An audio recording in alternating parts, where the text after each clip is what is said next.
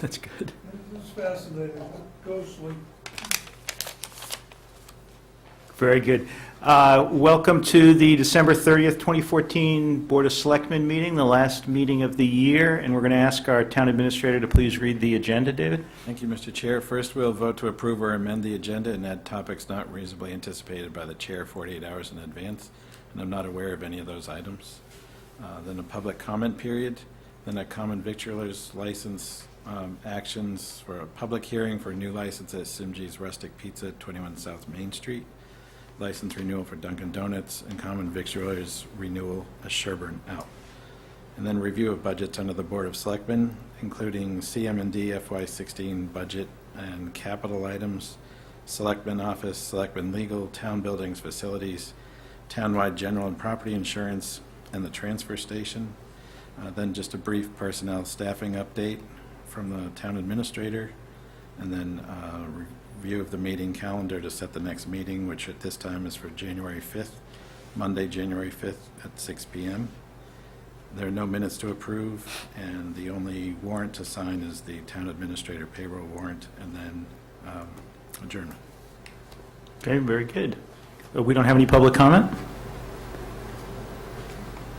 No public comments, okay. Why don't we go to the two licenses that are not a hearing, since it's not quite 6:15, and that would be a license renewal for Dunkin' Donuts and a renewal of the common victualer's license. I guess they're both common victualer's license, Dunkin' Donuts and Sherborn out.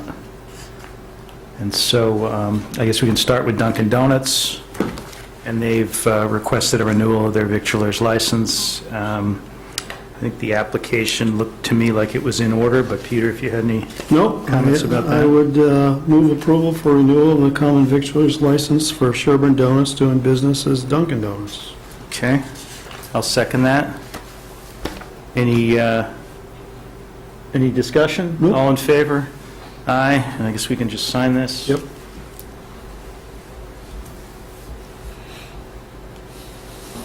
Great.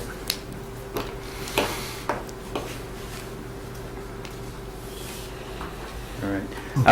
The second item is the common victualer's license for 33 North Main Street, Sherborn Inn out, Judy Rizzoli, manager, and we have an application here for the victualer's license. It talks about describes the building as the inn, but the out is the building next door to the inn. Hello, Paul. And this application also looks like it is in order, subject, Jeannie, to that building description, which is, well, this says the Sherborn Inn, 33 North Main Street. It doesn't say the out. All right. Judy amended tomorrow. So if you have Rosemary and Judy sign this, but we knew what they were asking for.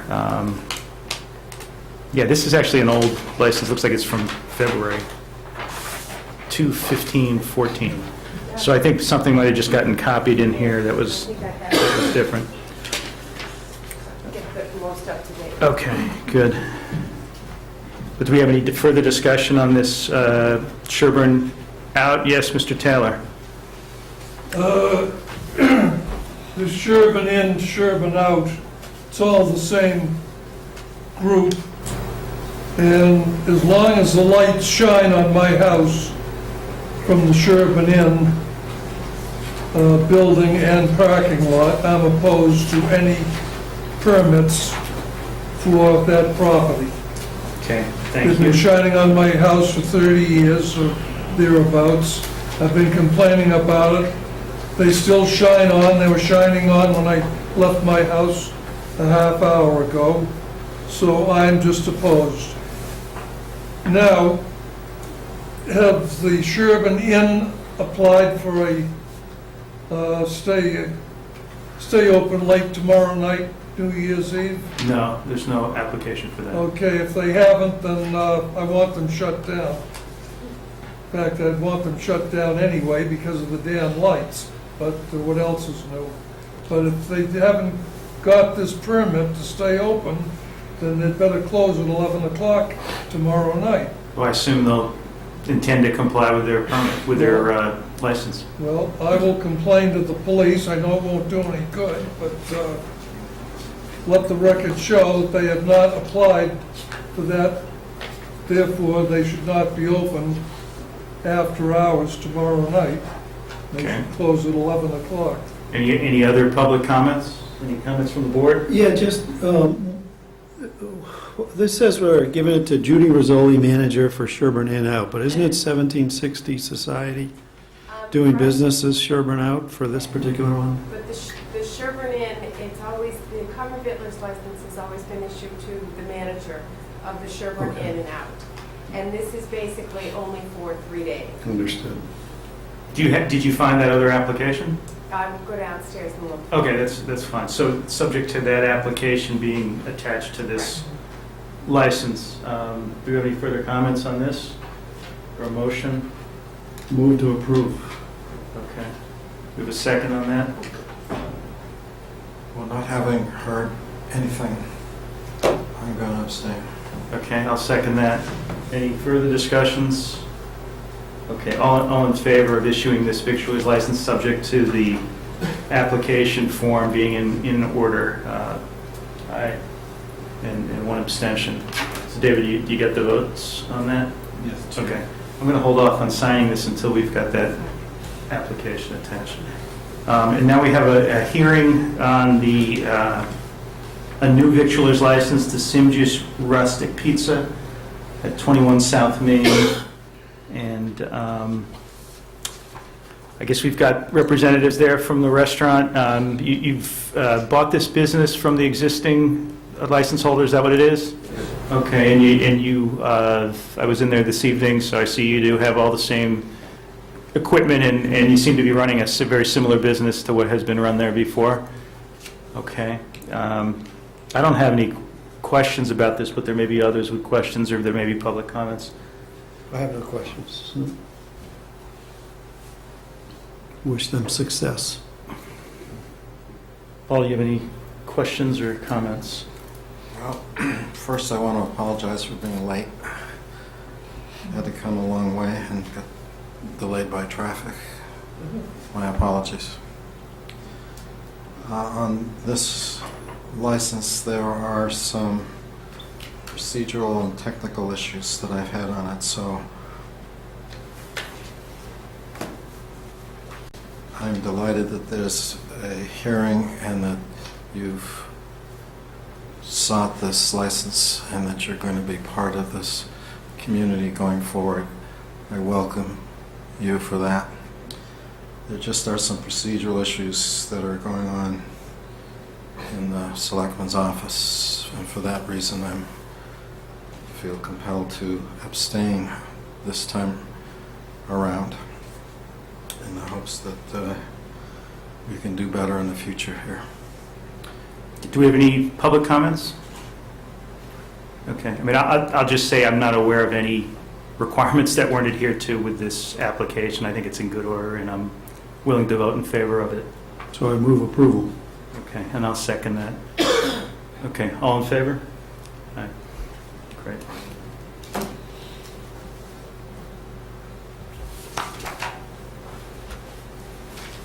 Good luck. Yeah, good luck. Thank you very much. You're all set. Have a good night. Gene, do they need this license, or you've got to make a Yeah, copy? I'll make a You can make a copy I'll first, make right? a copy. Okay. Thank you. All right, great, thanks. Next thing is the review of budgets. We're a little early, but this is not a hearing, so I think we can do this. And David, I'll let you take over this part of the agenda and let us know what you've got for us and how that's working. Well, we'll start with community maintenance and development.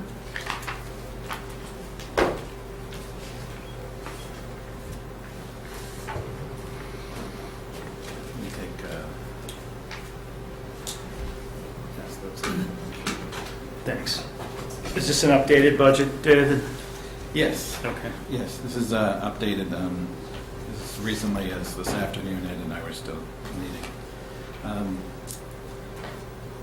You want me to read the summary that I have on the Sure. budget? Okay. Yeah, just give us a summary of what Okay. proposing or what's being proposed. The FY16 budget request includes 1.5. I'll interrupt you right there. Sure. If there's ongoing collective bargaining negotiations, it should not be discussed. That may be an unfair labor practice. Yeah, we discussed that too. And we were trying to figure out how we were going to explain the increase. So it's not. I would prefer you not. Right. Sorry for the interruption. The budget includes a proposal to outsource storm drain cleaning and debris removal. There's a brief analysis of that would probably take most of the time looking at and understanding. And as it stands, the CM&D budget for FY16 would include by $49,363, which is a 5.4% increase over FY15. If the outsourcing project of 26.8 is removed from the budget, the increase would then be an increase of 22,563, which would be a 2.5% increase over FY15, basically 1% more than what the advisory guideline was allowing. But there is an overall savings, and Ed will explain the analysis on that. Does an increase but a savings? Well, there's an impact on the budget, but then there's a total impact on capital that wouldn't be seen in his operations budget. His operations budget would have to go up 26.8 to pay for this outsourcing in order to achieve the savings that are in that analysis. I'm missing something, David, and I guess it's because I haven't had a chance to really Right. see this analysis yet, but if there's more money in the budget, where's the savings coming from? What I'm proposing to do is Correct. to, And what should we be looking at, Ed? on the storm drain cleaning and debris removal page. It's the second page in what I just passed out. Okay. Currently, our catch basin truck is in need of replacement, and the cost to replace the truck is $180,000. So what I'm proposing is, in lieu of purchasing the truck, is to subcontract the operation out. If you go through the $180,000 and take into account a 15-year lifespan of the vehicle, it comes to approximately $12,000 per year. We have approximately 800 basins in town, and I factored in the cost of our personnel to take care of it, the cleaning, and also with the cleaning has the debris that is taken out of the catch basins is considered solid waste. Our cost to remove the solid waste is $35 a ton currently, and we take approximately 2/3 of a ton out of each basin. The contractor bid price that we currently have through the MAPC will clean the basins for $33.50 per basin, including debris removal. So if you factor that cost, it's $26,800 for them to come in, take care of everything soup to nuts. What is the time frame that it usually takes to do those basin cleanings with in-house? They're usually, takes place usually in the, right around May, June. But how long does it take to hit all 800? They come in and they're usually in and out in about 2.5 weeks. So this is regular annual Annual. storm drain cleaning and debris removal. It's not part of the larger ongoing project, Charles River watershed It isn't. cleanliness project is what I'll describe it It is and as. it isn't. We're required by the DEP to clean every storm drain once per year and document it. So, but that's been built into our budget, is what you're saying? Yes. Okay. So, and what you're doing, you're using the capital cost here as part of the analysis, even though that wouldn't be part of your budget. No. So we're not looking at a No. apples-to-apples comparison, although it's good to have that in there, I think. And I would argue that just last week, we approved a 10-year life as the capital life, not 15, so arguably, I mean, you would say this truck or this machine would last 15 years. You could argue it's really going to last 10 years because that's the lifespan we selected on other equipment, yeah. but it was a fire, I don't know Fire what it truck. was. So then the other question that jumps to mind, again, looking at this for the first time, just looking and listening, and so probably not getting proper attention to either what you're saying or what I'm looking at. What do we do with the personnel then? That we're the hours of the personnel that we don't need to do that work, I guess is the question. We can always use the extra help. We, street sign work, potholes, road work, road stuff.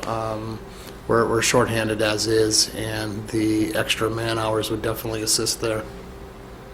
So Ed, I'm looking at the page 5 here, where we have catch basin remediation, which was a $5,000 appropriation for 2014 and an actual expenditure of $20,990, and I assume some of that has to do with the tonnage of the waste being shipped out. It doesn't look like you could ever do it for $5,000, and yet we appropriated $5,000 in 2015 also.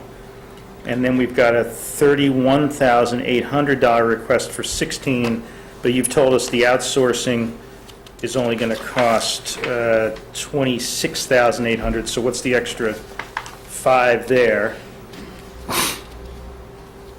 Or David, anybody? I mean, it seems to make sense to me to do the outsourcing if it's going to save us money, but it's going to save us in the sense that it's going to save us on the, it sounds like it's saving us something like $1.50 per ton on the disposal cost, and then we're able to reallocate some personnel and we're able to avoid a capital expenditure, but I don't know where the extra 5,000 comes in on this 2016 request. Ed had a number in there before, and then I said, well, let's put in the 26,800 so it ties to his analysis. So we put the 26,800 on top of the 5. Well, what's the 5 that was there? The 5 was for catch basin remediation, rebuilds, repairs, things like that. I think I had added an extra, I think was it 25,000, David, instead of the Right. 26, Right. just to kind of round it off and throw it in there. No, we haven't done much in the basin remediation, and a lot of times in shuffling the paperwork, some of that stuff will come out of road materials instead of the catch basin remediation. So that's $5,000 to fix catch basins, and the 26,800 is the remediation of the catch To basins? clean them. Okay. Or the cleanup, okay. And so again, your actuals, like what are you tracking on that this year for actuals? Do you have a sense? Because you do it in the fall and the spring? Just the spring. Just the spring, so we wouldn't know what this year's cost to be. So we have 2 years of data, FY '13, when we started going at this in earnest, it looks like, and FY '14, both. The 13 was 27 grand to do the catch basin stuff, and Yes. 21 grand that Mike's pointed out here. Yeah, FY So 13. realistically, even though we budget 5, it's impossible to do in 5. Yes. So you'd be asking to, if we were being realistic, like there's an effort to be realistic about some elements of overtime in the police department, we'd be goosing that budget line up anyway to be prudent, based on Of about 20 the grand. actuals as they've been tracking, right? Yeah. Because it looks like your increase here is pretty much police details and this proposed outsourcing. Pretty much. Okay. There's a couple other things in there, but yeah, this was the big chunk. And like I said, I think we're going to see a savings in the purchase of the vehicle, the insuring the vehicle, the maintenance of the vehicle, fuel costs. We come ahead of the game. There's certain things that it just makes sense to subcontract out. This is one of them. Now, we have a tree warden item here under the personnel services, which doesn't seem to have had any appropriation in the last couple of years. And I'm not quite sure how you're covering this. It looks like you've got a mechanic, appropriation for a mechanic, but it's actually gone to or most of that has gone to a seasonal worker and a tree warden, and you're proposing to do kind of the same thing. Last year, the year before, we went through some shuffling of titles and positions, And I think when Ruth had done this original spreadsheet, she had a number of formulas that were tied to it. And David and I did our best to kind of go through, figure out what the formulas were, and match up the job titles with the personnel. Okay. How are you doing on overtime this year in 2015? It looks like we budgeted a certain amount the last couple of years, but in 2014, we went way over. And it looks like what we did in 2014 was actually less than the previous couple of years. So 1750 doesn't necessarily seem very realistic. Are you? A lot of able our to do that? overtime is tied to natural storms and Okay. the weather. Some years we luck out, and the 2014, we had a number of hurricanes come through, and as a result, we incur the overtime costs. One thing to note with a lot of those bigger storms, a lot of that is offset with reimbursement from the state and FEMA. Okay. Got a question from the public? Pat? Does any of the catch basin cleaning include the, around the Farm Pond Reservation and that area where the basins are like on Lake Street and any of the area in the reservation where we have those Swell. roads and... No, it doesn't. This is just for the roadways. I believe Farm Pond has its own budget and its own operating. So you don't do any of the work on the reservation? We assist where we can and when we're requested to, but I do not budget for the cleaning of other properties other than the roadway. If you were to outsource it, would that make sense to add in all the other basins in town that would need to be done, like school and Farm Pond and anything else we've got? Currently, we do take care of the school ones. So they calculate into your budget? They're in here. The ones she's referring to are rain gardens and some French drains down along the pond. Right, so not Those the have to same be kind of sucked out cleaning, with is a that what it is, Vector or- truck. It's a Different? completely different piece of Okay. machinery. All right. Yeah, Paul, go ahead, sure. She's still going. Can we maybe figure out where cleaning those, add into the budget, cleaning out those areas around Farm Pond? I mean, I know there's a Farm Pond budget, but basically, I think it's been neglected for years. We got money for it, and we keep trying to get a volunteer, to come in, work to come, and they really should be in some kind of planning for something. I mean, I don't care who pays for it, but... I gave Jeannie some numbers today that she could do, sir, for budgeting purposes and what type of machinery she need to get in there. I believe she's working on it. As long as we've got in the plans, The last to two- maintain those, because it seems a shame to waste all that money. The last 2 years, we had tried to get volunteers, Yeah. but you were also called in the last 2 years, too. So, We've taken care of it. Thank you.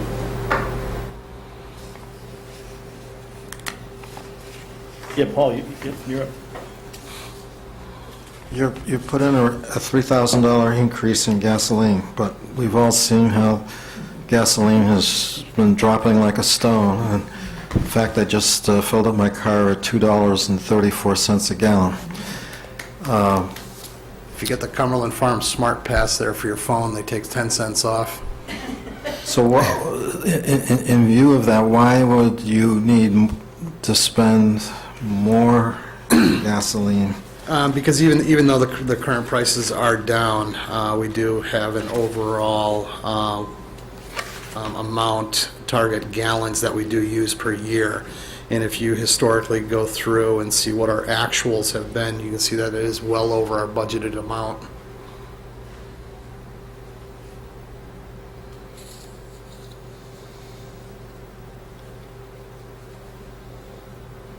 I don't know, it looks like, Ed, in 2011, you were at 38, 2012, you were at 32, 2013, you were at 47, and 2014, 38. So you're asking for 38, but the prices are, I think as Paul pointed out, probably 20% lower than they were in 2014 or 13 or 12 or 11. So it does seem like it's kind of on the high side unless we expect gas prices to go back up, which they might. I'm not a futurist. Yeah, I don't see them staying at the $2. Right, yeah. Well, given the situation with Russia and the way the United States is moving on the world market, I I would say that this is overpriced here. We By the can certainly cut it back. $3,000. Each year I do have this discussion with advisory, and every year we do end up going over budget on the gas. And we can certainly cut it back if we feel they're going to remain the same and/or drop. Well, my 2 cents on that is I think In the grand that for the first time in many years, the $35,000 that you have this year is pretty good for next year. But that's my opinion. Do we know what the actuals are so far, David, on that? I don't have them with me now. Are you ahead of So this the is not a, 6-month mark? this is not a final hearing, but we can at least flag these issues for, Do you know if you're ahead of? I haven't looked at those. So on another subject, you're adding these part-time workers, Yes. and you may have already discussed this, but I didn't catch it. What I'd like to What are you do, trying to do there? what I'd like to do is add 2 summer positions for high school kids in the, hopefully from Sherborn. What I'd like to task them with doing is, this year we spent an awful lot of time with our personnel going along the guardrails and weed whacking. And as a result, when they did complete it, I thought it looked very, very nice, going down, no weeds hanging over the guardrails. However, with our guys at their salaries, to throw a weed whacker in their hand, I think it can be accomplished much cheaper and much more effective with some summer part-time help. Well, the reason why I mentioned this was that years ago we had these part-time help, and I was a long-time supporter of the part-time help, particularly seeing what I thought was more need in the warmer months. But you convinced me otherwise, and convinced the then board that the part-time help weren't really all that useful for you. So why the about face? I think at the time, I believe it was with Dan Keys, was we were having to make choices in other things, and we had to make sacrifices. I believe when I first came on board here, we did do a major budget cut, and at the time I did say to the board was, I don't know exactly where I'm at, but I have absolutely no problem with leaning it completely out and building it up from there to see where we're going to be or where we want to go. And I believe at the time, we did get rid of the summer help. Was the first year I believe I was here. I think Dan Keys had a lot to do with that. Well, I think there are issues about training people and then having them leave. They couldn't stay throughout the whole summer. People had to leave like in August. The performance may not have been consistent.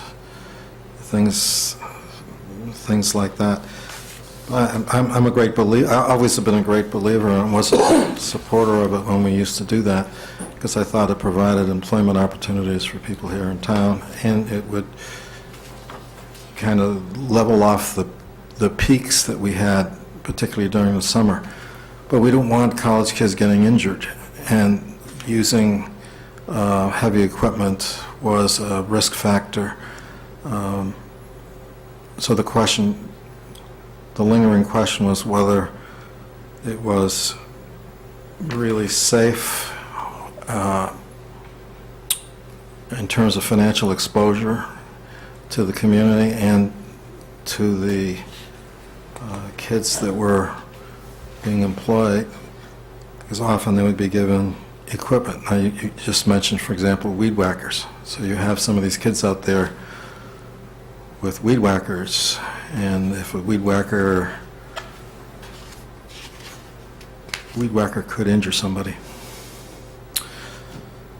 So for all those reasons, the board had voted to not do that kind of program. I'm not adverse to retrying it. It's also a big commitment in terms of supervision. These aren't people you drop off in the morning and tell them to do a road and then come back 6, 7 hours later and hope they're all right. No, it's not something that is going to be unsupervised, and as far as the legality and the risk thereof, I could sit down with David and certainly go over that with town council. Okay, and the other thing was the item that the chair mentioned briefly. You're bringing on, or you're going to fund or refund a position that wasn't funded before, the laborer tree warden request of $46,000. We have the same number of positions that we had last year. We had gone through, and the way Ruth had the sheet set up, I don't know why she named the position tree warden. It was never named tree warden. And I think at the time when she redid this spreadsheet, what she did was she went in and put names in rather than positions. And I think at the time we hadn't hired for that position. I think tree warden was just inserted in there just as a name so that it could be associated later on. Well, but the point I'm trying to make is you're adding $46,000 to a line item that wasn't funded in 2015 or 2014. There's no extra monies being funded in salaries. In fact, to fund the lawn mowing, we actually reduced it a position last year. But didn't you have, Paul, doesn't this show a LM mechanic of 52 grand appropriated, but you aren't asking for any money for that position on page 7? Yeah, I was going to pick that up, but that's good. That kind of jumps ahead. Maybe what he's using here. Well, my first point was, why do we need a tree warden position? And then my second thing was, What happened? what happened to the mechanic? Don't we need a mechanic? But On this paperwork that we fill out here that comes down from accounting, if I can refer you over to what we refer to as Form 5. Form 5 is where David and I spent an awful lot of time going through and redoing a number of the different formulas to make everything line up. And one of the last tasks that we did have to do was on page 7 to come back and realign these. You see the shaded parts? Yeah. Those are all formulas that are tied to this Form 5. And we have yet to figure out how to remove these names and the amounts that they're tied to and how they tie into the Form 5. It's a rather extensive Excel spreadsheet. But I understand that, but if it doesn't work, then the totals don't add up, and then if the totals don't add up, everything is off. So it's kind of uncomfortable to hear that explanation. It has to tie in. It does It's on all the Form numerical. 5. On the Form 5. Which is the Form 5, Ed? Are you talking about this piece of paper? So this piece of paper. Personnel The one that's landscaped, Paul, you're looking at it right there. Yeah. So this, Paul, these two numbers, which are the totals of the columns as extended, however they get there, those are the two numbers we see, at least in the summary here of this lead sheet of the budget. On the lead sheet. Okay? Yes, but how does that Page lead 1. sheet then tie David into? could probably better explain. There's no problem that I'm aware of. This sheet now ties out to your budget. Yeah. Yeah. After we change the names and the formulas and everything, your budget spreadsheets are pulling directly from this pay sheet. Who is the tree warden? What they're referring to, David, is on page 7 in the first block, personnel services. There's the labels there have to be changed. Oh, okay, I see. They're just labels. Throw us off. Right. And 46,550 is a number that's attached to one of the personnel here, and that's the price that the tree warden has. You see, Paul, right here? That's why I'm saying, who is the tree It's warden? attached to this number right there.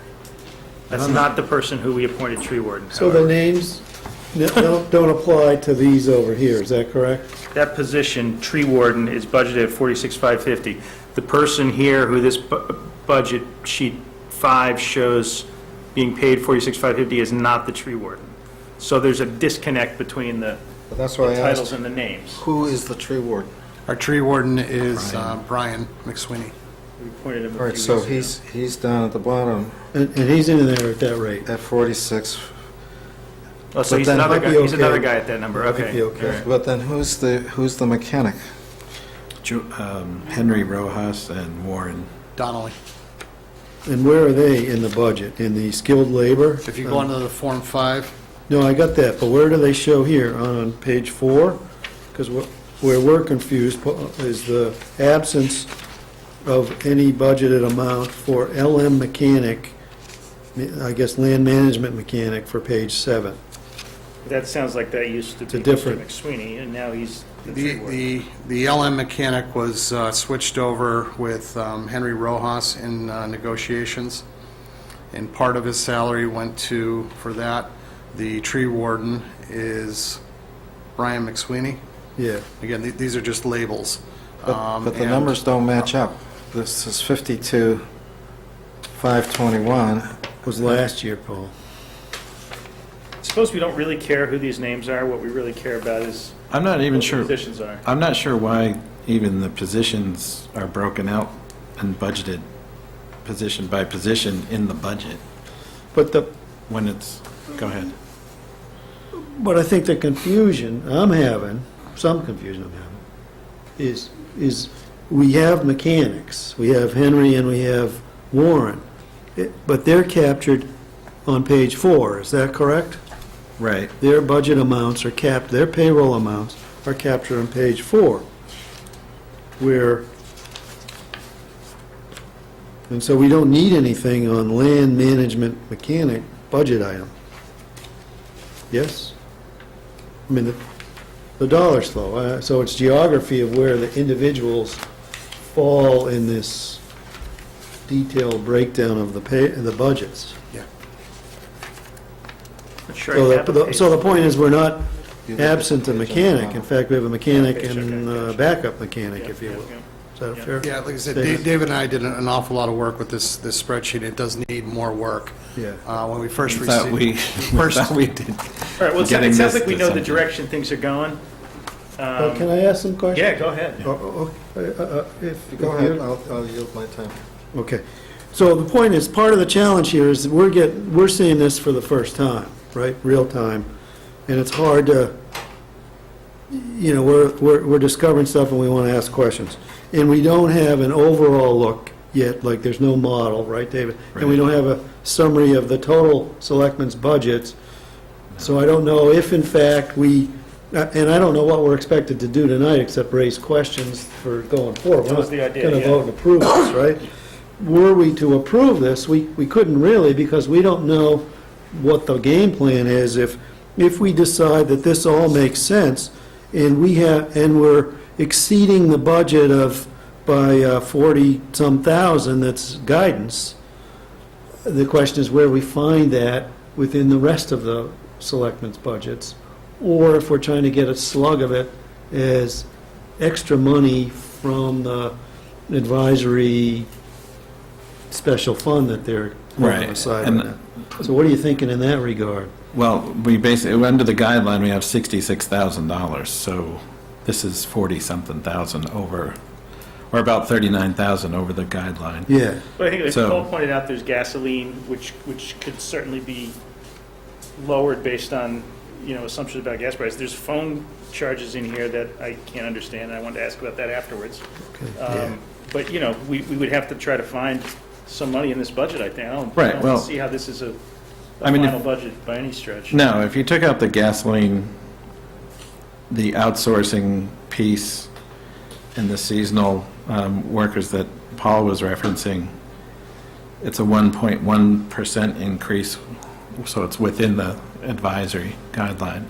So until I see the whole model for, under the selectmen, I can't really bring something to selectmen to see what items you want to Okay, go. so, yeah. Advisory is aware of the police budget, we went through for an increase in the overtime of about 85,000, which they were happy to see, because I think they had budgeted for a much bigger number in their reserves, so that is something. But that to isn't favor. eaten into the 66 No. that's no. available. And does I the think- overtime include the detail? Overtime include the detail. Police No. details. This is money that I No. have to pay to accomplish road work.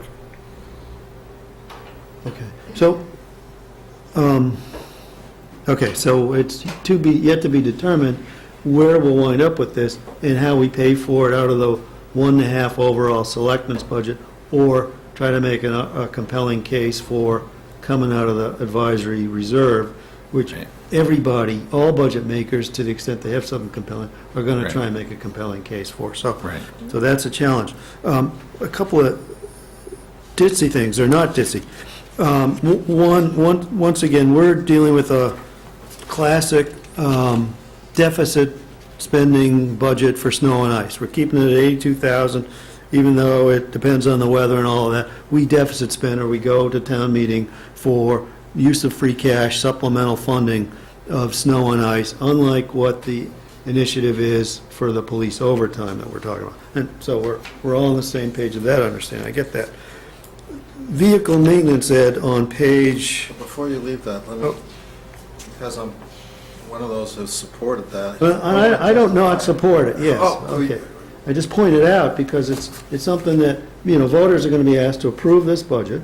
I thought you were being No, I'm not critical, suggesting, and there's no. good reason to do that. Yes. There's a state law that specifically does that, allows us to deficit spend, and there is reimbursements that are unknown.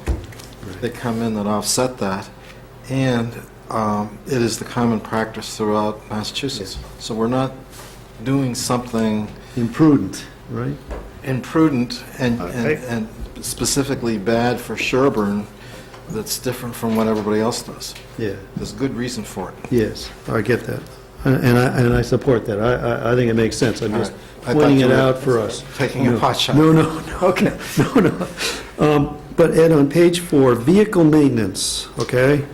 The most recent actual, we're at 71,000. You've got 40,000 budgeted for next year.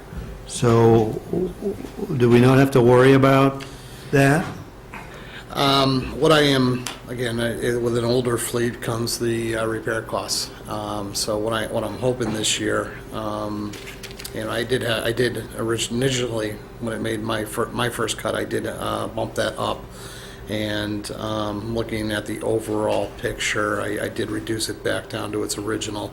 And what I'm hoping is with the 2 vehicles that we do have on for warrant articles, the getting rid of the catch basin truck, a few of our headaches, I'm hoping to bring that number down.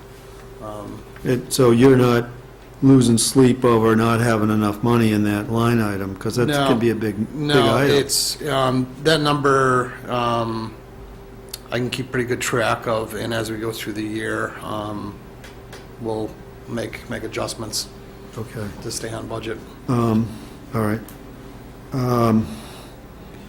And there was some confusion last year, and we're seeing some of the fruits of that confusion here this year, is where you outsourced mowing. Yes.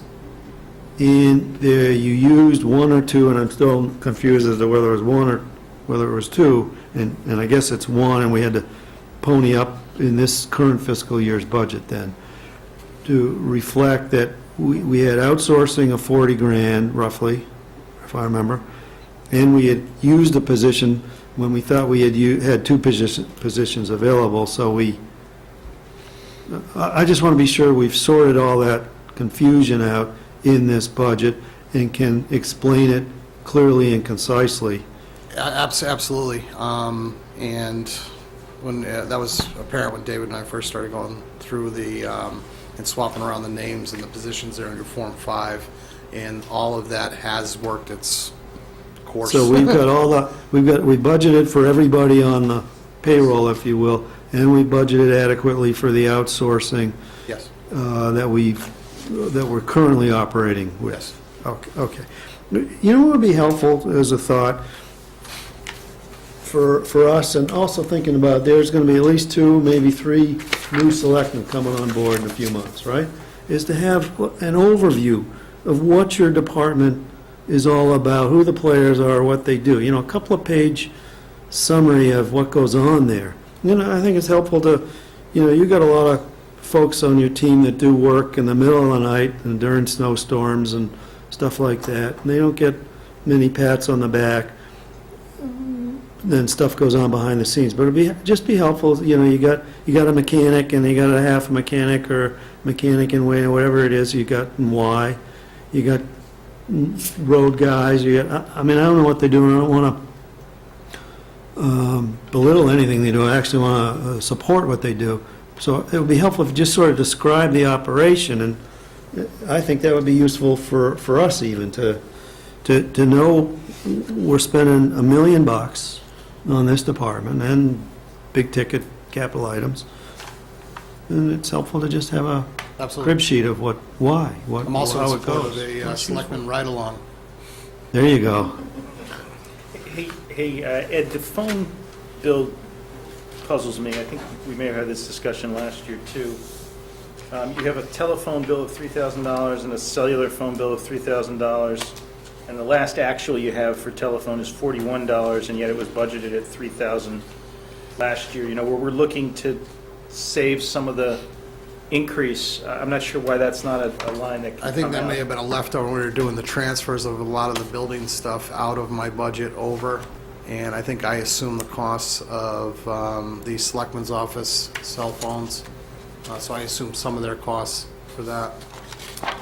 Well, the cell phones is one thing. That seems to have been a constant item and probably pretty easily calculated. But the regular telephone, I'm not even sure. I mean, do you actually need a regular telephone? I mean, you know, you have a cell phone. I think everybody on your... Yeah, we do. We That do have a was a cell phone. landline at the shop. We actually have 4 of them, and 3 of them are tied into the fire alarm system, Okay. and one serves as a backup and also as a telephone line. So that's how was it? It was $41 in 2014. Now it's $3,000 again. It seems to fluctuate wildly, and I'm not sure why. And it just, a $3,000 landline phone bill in this day and age for a department that's mostly out on the roads just doesn't seem to make a lot of sense to me. No, It's like the cell phones were charged off on the telephone bill in 2013. Yes, but the total was still only $5,200. And last year, in 14, it was $3,900 or something like that. And now you get $6,000 again. And last year you had $6,000. So why is it? I'll have to go. And do we have a separate internet at $1,200, $100 a month? That's just what the fiber line or the At the CM&D garage. CM&D? Yeah. I thought the new Comcast deal, so all that stuff was free. These drops. I don't think they said it was free data for, Oh, these are data charges? Well, the internet's not data charge. That's just a connection. yeah. Yeah, we also have the TV down there too for the cable. Okay.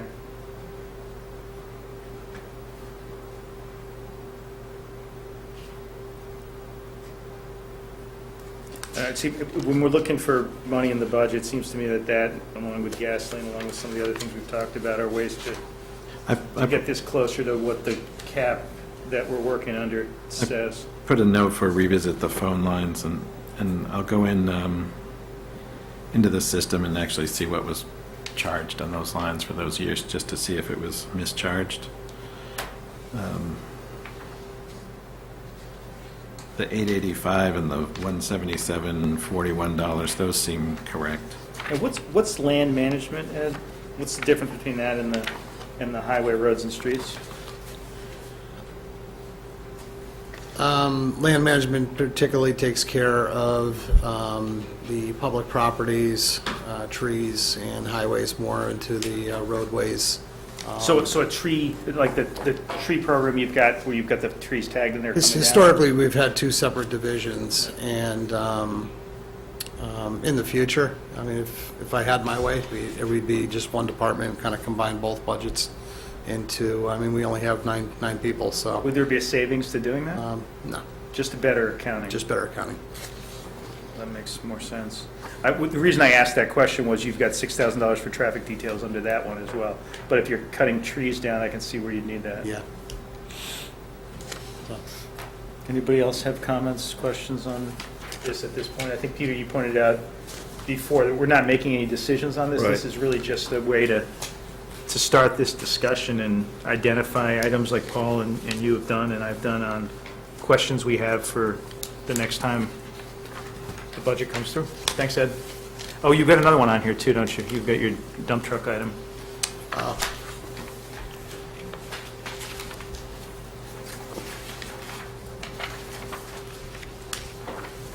We've got a few articles this year.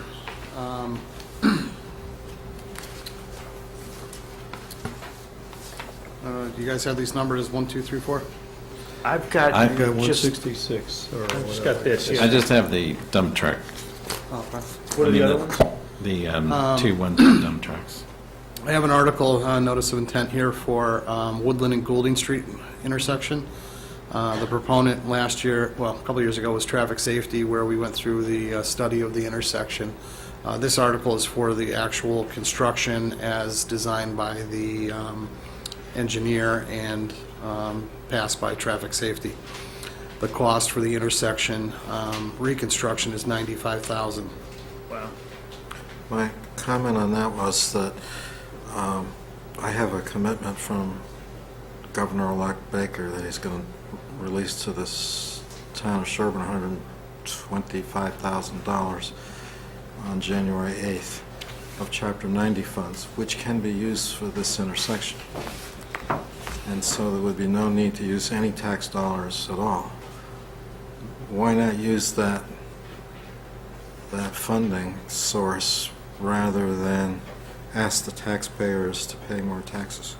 Well, what is that funding source for, Paul? Is that reimbursing us for expenditures we've already made? It is, no, this is new money. We haven't made the expenditures yet. And how much was that So for? I thought Chapter 90 money covered particular projects, no? It does, streets and roads, it would cover this intersection. So we would have to identify a project to use that money, so it just depends on what pocket we're taking it out of. Because there'll be other road projects Yeah, that well, we'll also look for reimbursement on. we've done our road projects, this is newfound money, And how much are they releasing? $125,000 to the town of Sherborn, For the current fiscal year. January 8th. But it's money that is going to be in our account on January 9th? The award will be in our account that we can borrow against to do a project, and the board hasn't voted any particular project. And so here's a project request that's less than this newfound money could pay for this whole thing. And have some left over. I may be missing the point, but didn't we a few weeks ago agree to borrow against some highway projects in anticipation of Chapter 90 money? Yes, but that's of the existing awards. So this is newly awarded money from the same pool. It is newly awarded money from money that Deval Patrick refused to put into the pool. But the general court had appropriated the money, authorized the governor to borrow the money, namely, $300 million is what the general court appropriated. The governor signed that. He had his authority to borrow it. Deval Patrick released $200 million, held back $100 million. So the town has 250 some odd thousand from the $200 million that was released. Governor-elect Baker says he's given his word that after his inaugural, one of his first acts will be to release the next $100 million that was not released by Deval Patrick. That would convert to about $125,000 of fresh dollars. It doesn't get wired to our bank account. What it does is you get an award, then we identify a project, we borrow the money, And we get it applied, I understand that. and we get reimbursed. Okay. Yeah, just, what wasn't clear was that was from a separate pool. It's a So new, now I understand where you're going with this, okay. so, It's like earlier this year, they gave us the harsh winter, the extra $38,000. Every once in a while, they'll throw you a bone. And, but we do have 65 miles of roadway, and the Chapter 90 funds are in the neighborhood of $260,000 each year. It's not a lot of money to take care of the roadways, which is, I've also got another notice here of intent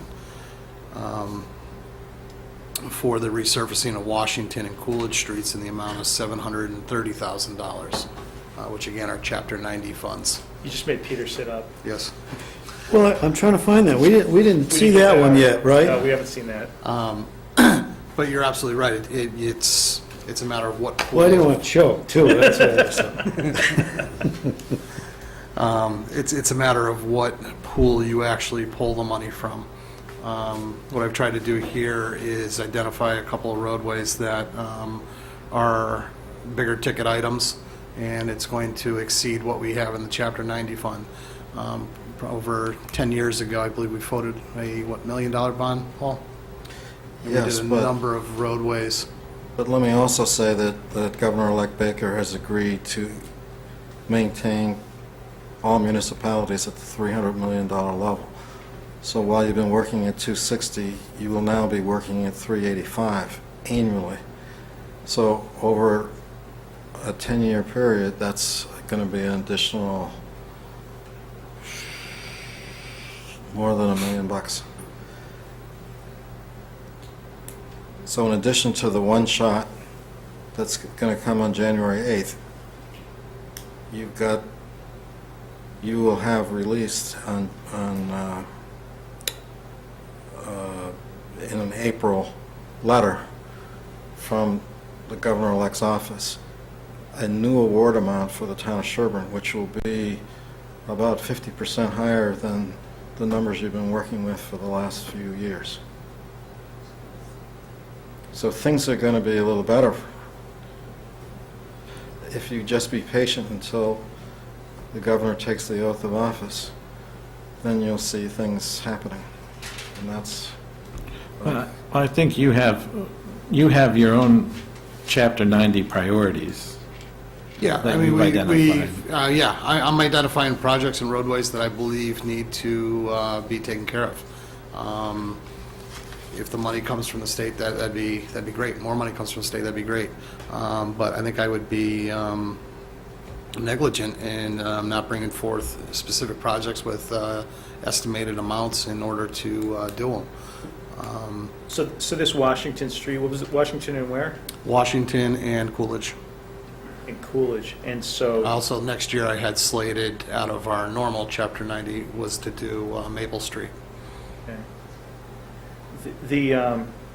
The Washington Street one's probably the most expensive of Yes, those. it's 10,000 feet.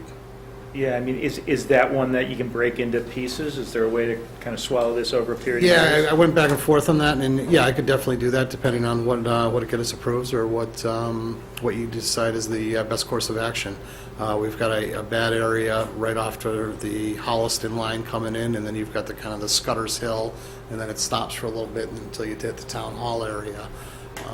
But But we also have a development project that's going to take place on that stretch near Holliston too, which is going to presumably involve lots of trucks coming in and out for a period of several years. Yep.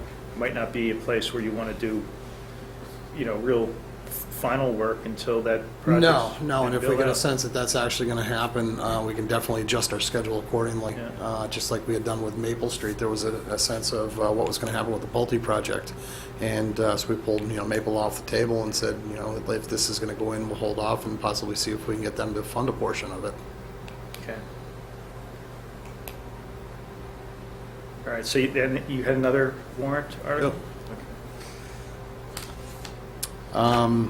Next Before you one, leave that, you're saying that in addition to, I'm not sure you understood the increase in local aid, in Chapter 90. And also, we're in the process of doing a new survey of all the 351 cities and towns about what their real needs are. And a questionnaire went to you, and I think someone told me you hadn't answered it yet. Maybe you I've did. answered that. This was like a month ago. And as part of that, we're again totaling up all the needs of all the cities and towns. And then the idea is then to go to the legislature and to the general court saying that the funding levels, even at the 300 million level, isn't adequate to meet the needs of the town. The last survey that you did, when we added up with the other 350 cities and towns, totaled 562 million a year. And that's how why the legislature moved from the 250 category to for the 200 category to it went from 155 to 200 to 300. We want to move beyond that for future years. And so there is a survey that's being done, and it's the numbers are totaling up for whatever the cities and towns have for numbers. In addition to that, we have a earmark for 4.6 million road improvements that's on the books.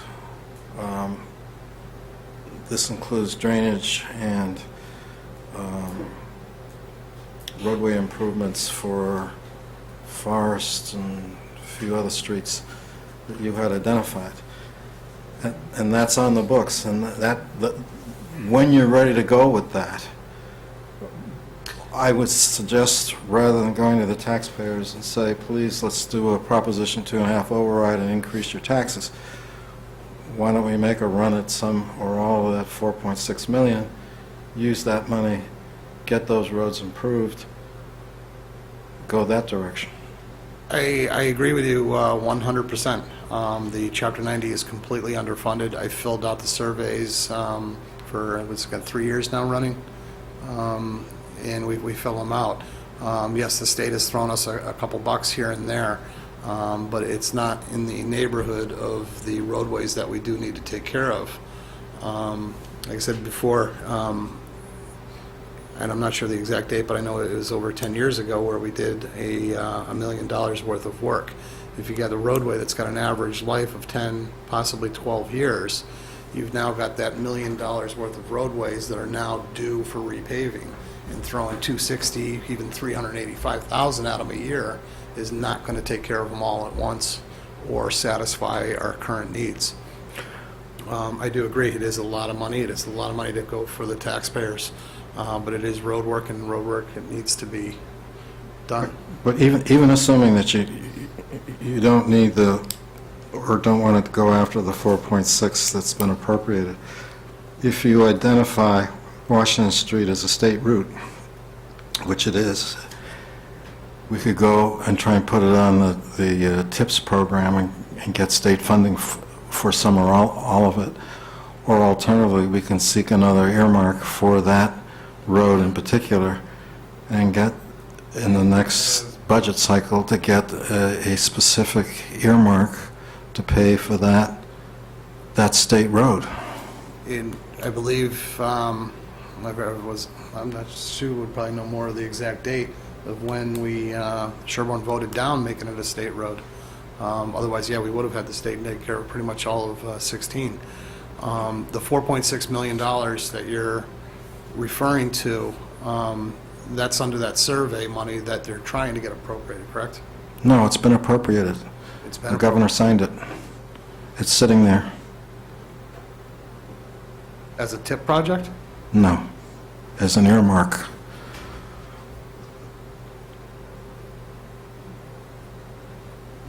And that's specifically for the town of Sherborn, Paul? Yes, yep. I don't know much about that. That's very interesting.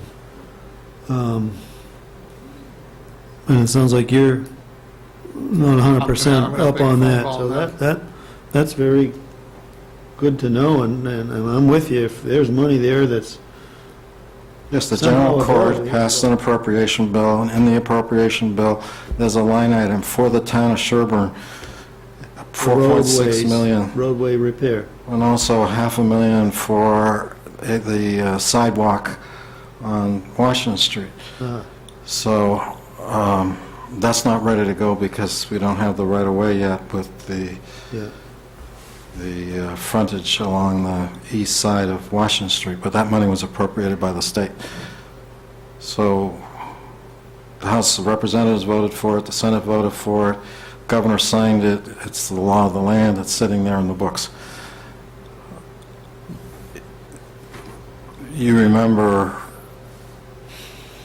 how that came about. It's a complicated story behind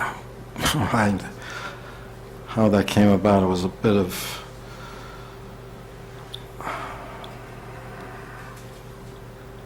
an unintended result. It wasn't voted on by the board, let's put it that way. So things went faster than it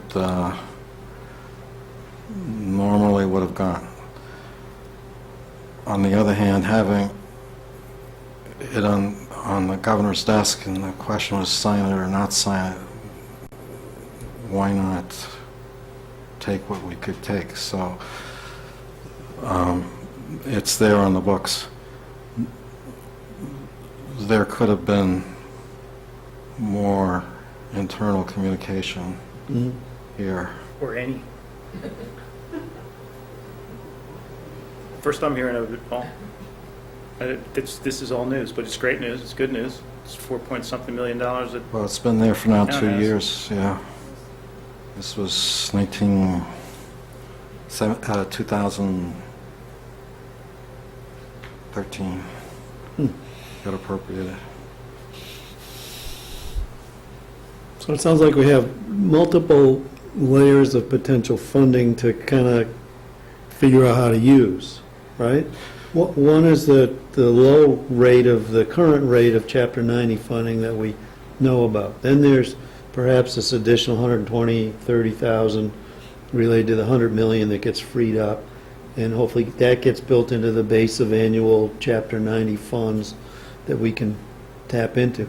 And then it sounds like there's this extra pool of funds earmarked for the town of Sherborn that may or may not have a time frame that it can be made available to the town for what uses, I'm not sure, but that's all stuff hopefully we can figure out.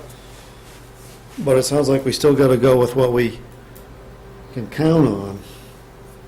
Because I think what prompted this whole discussion is trying to, if the 125 frees up, let's say, 130,000 frees up in the beginning of January, to use for a particular project that Ed maybe has a notice of intent on, that may or may not be the right way to go. I'm not sure. I'd suggest that, and as part of that, for me, would be helpful, Ed, you have already identified the priorities, as I think Mike talked about. You have priorities of Chapter 90 spending list that we had you do previously. I don't know that you've put dollar amounts to those priorities, even if they're ballpark. It would be nice to see that schedule with some rough dollar amounts so we know what the magnitudes of the dollars are that are going to be required. And if Absolutely. And if your number one priority is $1 million project because it's 12 years since we last paved that stretch of road, we have to think long and hard about. No, I can easily go through and do that and throw it together just like our equipment replacement schedule. Yeah.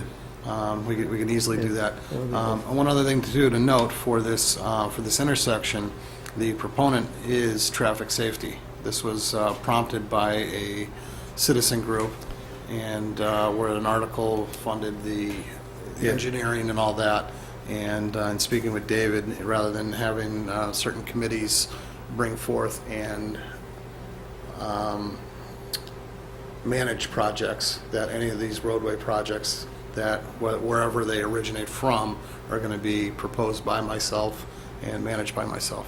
So basically, this has come out of the committee, traffic safety. It's really not going to be made a priority of Ed's until it either passes town meeting or the Board of Selectmen say this is a priority project to do.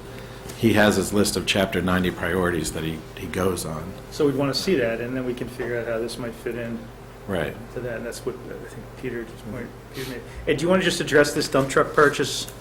Well, we've got you here, and then we can move on to the next budget. We're looking to replace 2 of our 1-ton dump trucks. Truck number 33 and truck number 26. They are 1-ton chassis trucks with a dump body, and then they are equipped with a snowplow for snow removal. The cost for both of these is $166,684. So again, on that, I look forward to, last year, you do a big PowerPoint schedule of how pictures. what you have for equipment and how you use it and where these fit in, and how they fit into that equipment depreciation schedule or whatever. That'll be very helpful. Reality is these things cost a lot of dough. They get used. Everybody set on that? You okay on that? Okay, good. I think that's, Got my last article? oh, you have another one? Okay, great, go for it. Yeah. Again, this was, proponent was traffic safety. This is for the installation of a new traffic light system and pedestrian crossing signal over at North Main Street in Elliott. This article will provide for a new traffic light system, pedestrian crossing, updated sidewalks, handicap accessible ramps, and synchronized light system. The cost of this project is $225,000. Okay. We'll have to bring a breakdown of those costs. That's also Chapter 90 eligible. Yes. And I know, and I hear that my colleagues talking about funding sources and the urgency of getting things done. I don't want to increase anybody's taxes if I don't have to. And with state funds being provided to us for these purposes, and with them being increased by almost 50%, I would rather live within our means than go to the voters and say, pony up on $1 million bond and pay more taxes. I just heard about $1.2 million worth of projects on the 3, not including the dump trucks. And so even under your best case scenario, You stretch them out. 300 and something in Chapter 90. So it either means nothing else gets done for the next 2 years, or we have a bond out. I mean, either one of those could be the appropriate solution, but it's not a simple solution. I'm suggesting to you at the level of $385 a year, in 3 years you're at $1 million. So if you have $1 million project, instead of going to the taxpayers and say, it's only 1,400 taxpayers. Instead of saying to the taxpayers, let's borrow $1 million today, let's all pay more money, do the project over 3 years, have the state pay for it. That's a great idea, Paul, and that would get Washington Street, Coolidge Street, the intersection of Goulding and Woodland, and whatever the other one you just talked about was, that would get those all done, but then nothing else could get done unless there was other sources of funding. So I mean, what I hear is Ed trying to be practical about what roads are at the emergency stage, and see if we can get to a point where we get some of that done. It doesn't mean we necessarily need a big bond issue, but there's a big gap between the 385 and this $1.1 million or $1.2 million worth of projects that Ed sees as a priority for this year. We have to look at his overall priorities. I understand, but every year he comes with more projects than there are money. And fortunately, I think for the taxpayers, over the last few years, we've limited our appetites to our means. And the 385 is in the process of being looked at to see whether that's enough for Sherborn and should be increased. So if we're going to go up 50% anyway, we can tackle a lot of these projects. I'm not disagreeing with you that if a project needs to be done, it needs to be done. And if it has to be done immediately, and everything that's an immediate crisis has to be done right now, and it's more than the available funds, well, I'm certainly not going to put the public at risk. But if we can spread the load over a period of time and spare the taxpayers all kinds of additional taxes, I would rather save the taxpayers the money.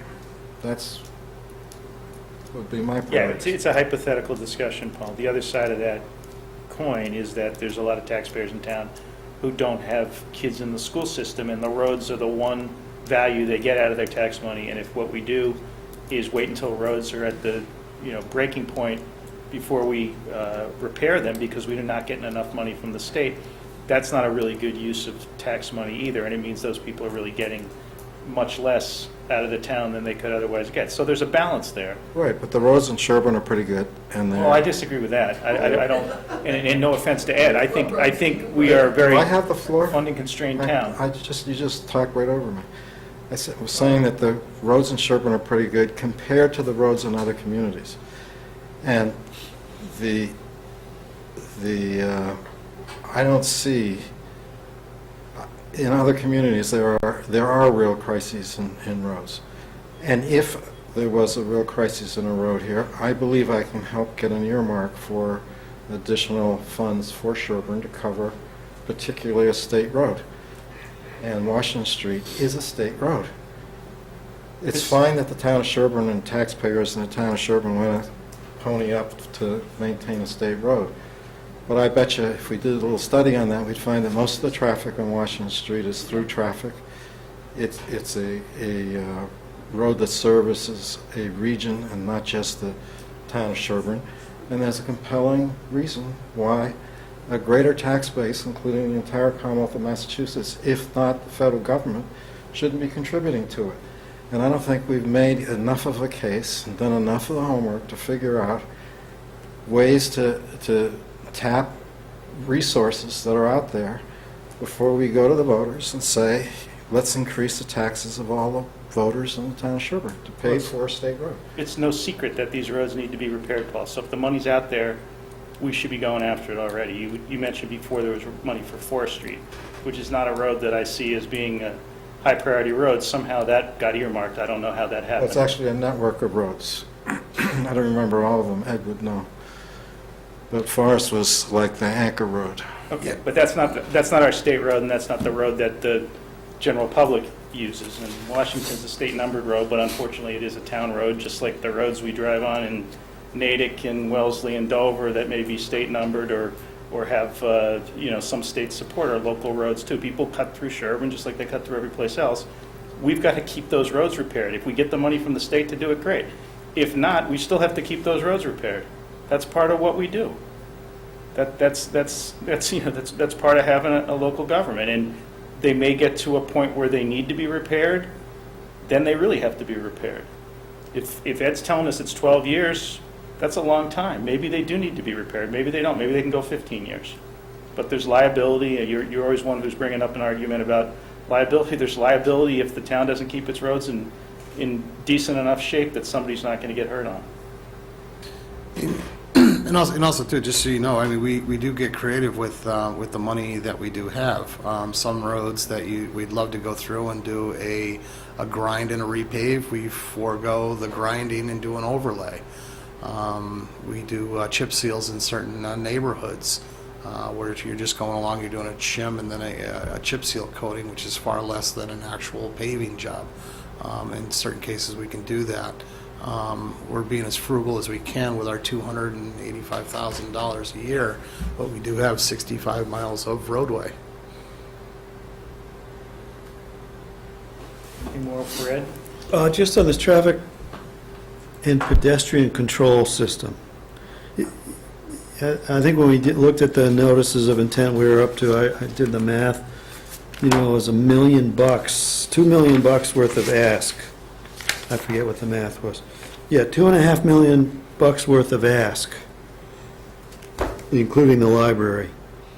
This being a slug of it, 225,000. So it will be helpful, you have to keep that in mind that if it's so critical at this point in time for traffic safety and CM&D under you to have this, you got to make a compelling argument for it. such that people don't say, 225 grand for a traffic light? You got to really make it clear what we're talking about. And visual aids will probably be quite handy, including, you got handicap accessible, alterations of the sidewalk, and that impacts the roadway and all that kind of stuff, is what I guess. I mean, all I have is this. And that reconfiguring of where this light goes is still within the grander scheme that Sherborn may be heading down with its downtown efforts over the next decade or so. So, that's important to get that messaging. I was requested at Traffic Safety to install a pedestrian light system for the crossing of North Main over to where there's no currently sidewalk on Elliott and North Main. So when I contacted the light company, when they came out and they surveyed what we had, in order for us to install an expanded pedestrian system to accommodate traffic safety's request, we had to update our own controller and light system. If you're going to be doing the controller and light system, you also want to add in the traffic count system, where if vehicles aren't utilizing it, the light will trip over. If you want the pedestrian crossings, you now have to add the sidewalks. If you have the sidewalks, you got to now add the handicap accessible. So it just went from there. The original quote for the traffic light was $160,000, and then I figured the overall $225 was to include the sidewalk work, some form pouring for the controller, and then ultimately paving of the intersection. Okay, and that we just, last town meeting authorized, what, 20-something thousand for traffic light software, if memory serves me. That was fuel system software. Yeah, thank you. I keep getting that confused, and I apologize. Another reason why we should budget less fuel, because we got a better system. Now it's actually telling us what we're using. Yeah. Okay, anybody else for Ed? I just wanted to say that those projects were brought forward at the same time last year, and we kicked out this lighting one. And I don't know if you want to talk about the appropriateness of if a committee sends something they vote something to go to town meeting, should the committee be bringing it forward and be advocating for it, or should it switch over to Ed's hands at that point as the resident expert to be doing the dollars and being able to answer questions about the project? Maybe that's something to think about. Yeah, I think just from my perspective, somebody's got to be a champion of the initiative and explain to the voters why it makes good sense, and the taxpayers why they should spend their money that way. I don't know if the burden should fall on Ed. Right. I think Ed, particularly in something like this, Ed is more in an advisory and brings expertise to the discussion. Right. But I don't know if, Ed should be carrying the charge here. Right. That's my take, but that's just I would hope initial the reaction. committee would support Yeah, their article. but you're almost asking, should this be CMD or therefore Selectmen article versus a traffic safety article? Right now, the assumption is that these are, Ed's in support of all these coming forward, and that's why I was pointing out, he has Chapter 90 priorities, Yeah, and until that article passes somewhere, then he would work it into his priorities.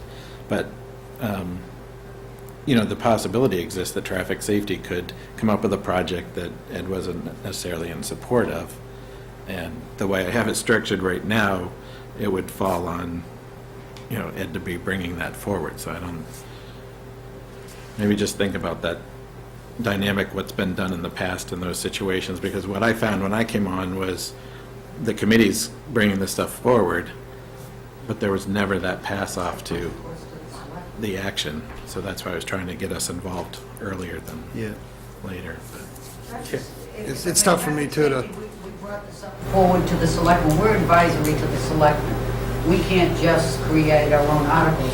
And this whole issue with the streetlight, more importantly, is the pedestrian crossings and the fact that right now, in order to get to the call button to trip the pedestrian light, you have the big controller is in the way. So if somebody in a wheelchair or with a carriage is trying to get to the button, you actually have to go into the road to push it. So it's a very unsafe situation. But traffic safety made a recommendation to the selectmen last year for this light. So, I mean, I'm sure traffic safety would be more than happy to come in here as a whole and discuss it again, but I know we did that last year when this article, and it was decided last year that there's not enough money to push it off another year.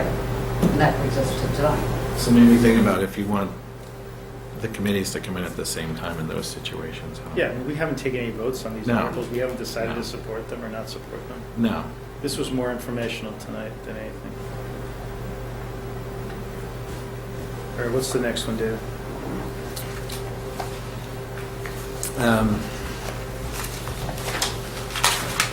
If we go in order, Thanks, Ed. if we go in order of the agenda, the Selectmen office would be next. Yeah. Maybe we can do these a little quicker than we did the last one. Yeah, and you can look at the column that you'd be looking at is the FY 2016 request, not the Board of Selectmen TA recommendation. So there's really no difference on anything, David, right? Not really. I mean, just if you look at the Board of Selectmen, we held the expenses flat, so the only changes are really in salaries. And Diane and I continue to talk about where things might go. We might have a line change here or there, but not affecting the bottom line. It would just be within the budget itself. I mean, this is really, David, right? It's a $265,000 budget, of which 28,000 are expenses and the rest are salaries. Yes. And we're using it's a 1.5% salary increase from Personnel Committee recommendation. Is that correct? And that's Yes. what's built into the budget. I don't think that applies to the senior tax credit though, right? That's a small issue, but doesn't that just stay flat at 11? Senior. Yeah. No, we don't apply it. We don't apply that. Okay, so color line, number to so that. line 5120-0122 on page 1 of Form 3, or page 3 overall. Just need to correct that. Yeah.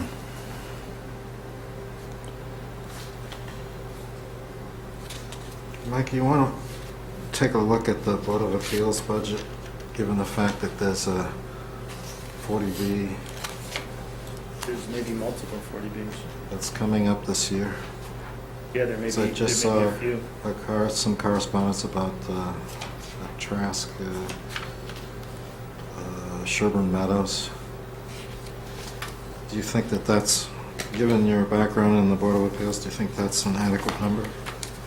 I think the applicant would typically have to pay for, Not for for review. council, Not for a 40B permit though, right? Yeah. Yeah, so then it's probably not enough. We would probably want to have some professional consulting. Where are we looking at?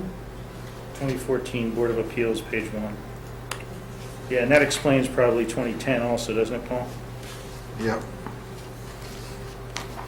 Okay. you Although I lost don't me. remember going out for consultants, then that might have been legal. It's That's on page the- 5. Yeah, so page 1 or page 5, yeah, it may make sense to have Oh, gotcha. some advice in terms of reviewing an application. But if we're not opposing it, we're accepting that 40B, then we don't have to spend the money. Well, you may still want to have a review of certain issues that, you know, could be impact issues. It's not just for opposition. Page 5? David, it's not page 5. That's what I'm seeing. Oh, page 5 at the, I see which page, okay. It's this page 5, it's page 5 at the bottom, page 3 at the top. Oh, jeez. Yeah. No, I have that page. Oh, Page 5 is Board of Appeals, right? yes. Okay. Okay. Oh, form. Holy cow. Form number 3, page 3, page 5. You know what, I don't see that, David? Oh, I see, okay, now I do see it, never mind. But the numbers are different. How is it that the numbers on page 1 that pertain to the Board of Appeals are not the same as the numbers on page 4, are those revenue numbers on page 1? Those must be revenue. Those are numbers. fees. Those are fee numbers, okay, good. Got it.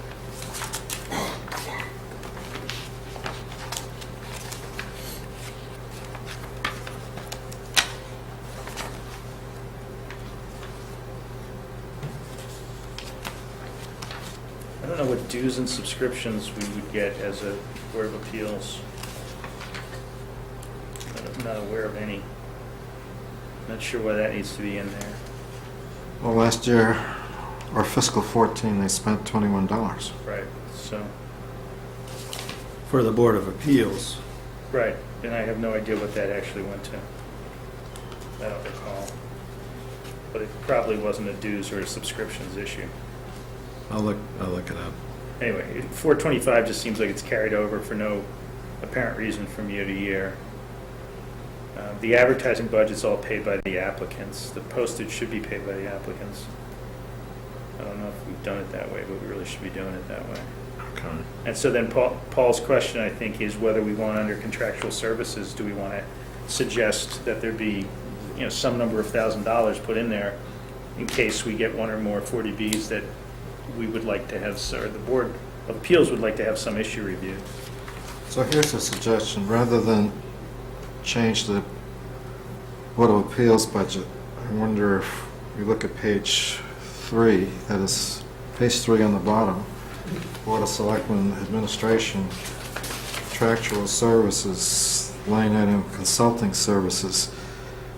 We want to level fund that at $4,500. But if you look at the actual for 14, it was $8,000, and for 13, actual was $9,500, and for 12 was $24,000.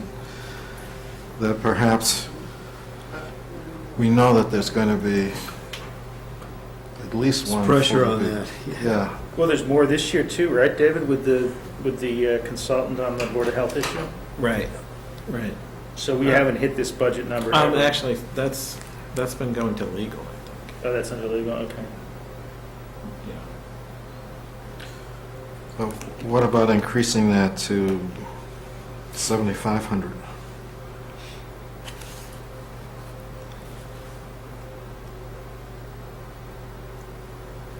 I'd be fine with doing that. That makes more sense to me. To cover unanticipated needs, including Board of Appeals activities. Yeah. Yeah, because it seems like we could always use money in that line item for a variety of things we have to deal with, and We've never spent as little as what's being that's right. proposed. Yeah, That's right. and I think we've been creative. Even today, you're using appropriated salary money in the town accountant's office, for example, to pay, and treasurer's office to pay for outside service providers, right? As opposed to taking it out of this line item. Right. If you didn't. Okay. Yep.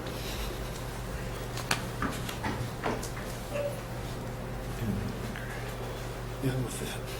Where's the building inspector come in, David? They're not in this. It's a separate budget. But they have their own budget. And why is Board of Appeals under us instead of being part of the building department? I don't know.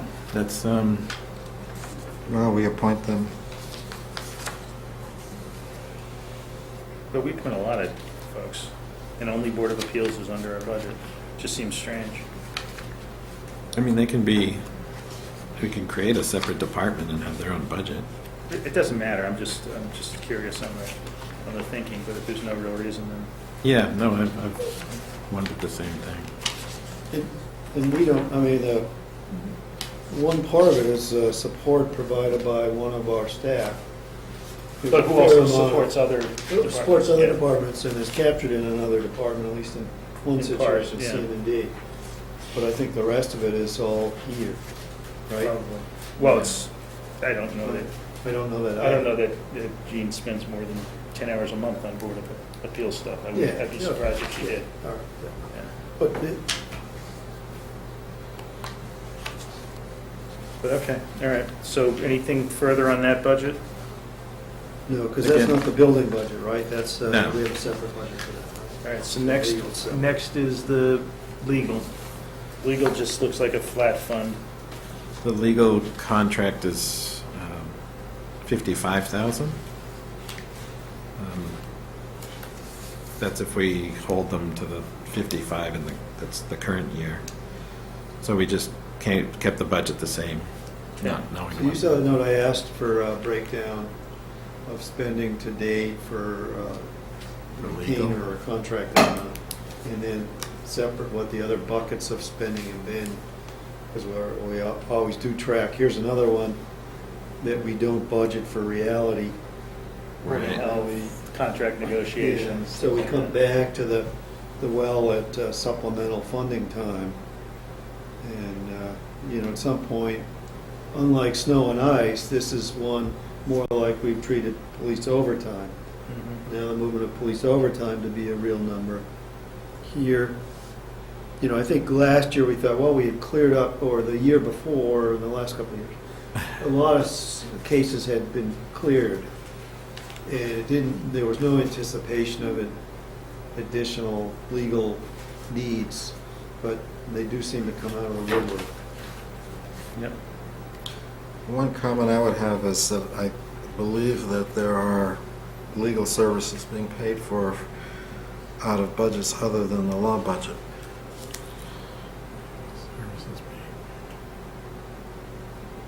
I don't think so. Such as what? You'd have to give me an Like, if example. you think of the treasurer's budget, he had some legal Well, service I providers. think,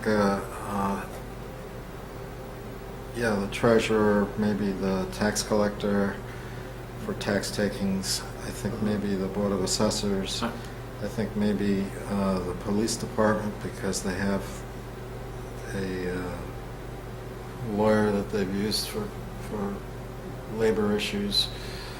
I think But that comes out of your budget. it's coming out of the law budget? Yeah.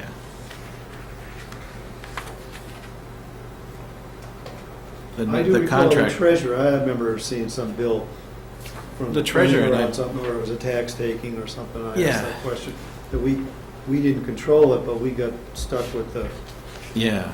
And I costs. thought that we had taken care of that in this current year. I don't know. Yeah, I'll have to go back and look at my notes, but I know that there was an issue with the treasurer not purchasing, the expense being paid out of the selectmen's budget, and the former treasurer was in agreement that we can move it back, but it had been that way for years and years, as far as I know. It's just in terms of getting the true cost of counsel. It may be that this budget isn't the only. It isn't just solely Item. retainer services, right? It's, Well, what are we Well, trying to get at? it's townwide legal. They have to go through your office to Yes. get to the council. The idea, I don't know if you would want it broken up. Oh, no, I'm not saying it should be broken up. I'm Oh. saying I think, in fact, it is broken up, that the little bits and pieces are being paid out of different sources, so that the total amount that the town is spending on legal, we just looked at the Board of Appeals budget, and it has a line item for legal that has like $1,000 in it or something. And I don't know what they use that money for. Does? Where did that go? I don't see that one. Advertising and legal, that's legal notices. That's The not- advertising legal notices. But it's not legal That's not expenses. council expenses. Oh, okay, well, it just said advertising/legal. Yeah, but it's under materials and supplies, not contractual services. But I could get You'll get a get it- utilization by department or something like. well, seeing the detailed budgets of these other, at least the handful that we know of other budgets, just to confirm what Paul's thinking is. Where's that gonna get us? What is that, what? Well, I mean, just in terms of the competing uses of David's time, what does that get us that helps the town? It doesn't. I was just pointing out that, I'm not asking for that. Okay. I was just pointing out that the total amount that the town is spending on legal fees is not the amount that we appropriate here. I believe there are lawyers other than town council being paid by the town to do various things that are coming out of various pockets.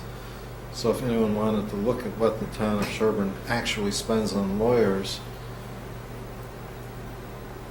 you would have to look at beyond this budget. Mhm. I think this budget is basically a particular law firm. And now I'm hearing that a labor guy for the police department is tucked into the town council budget. Well, it's negotiating the police department contracts. It's town, I mean, it's Selectmen's council in negotiating those contracts.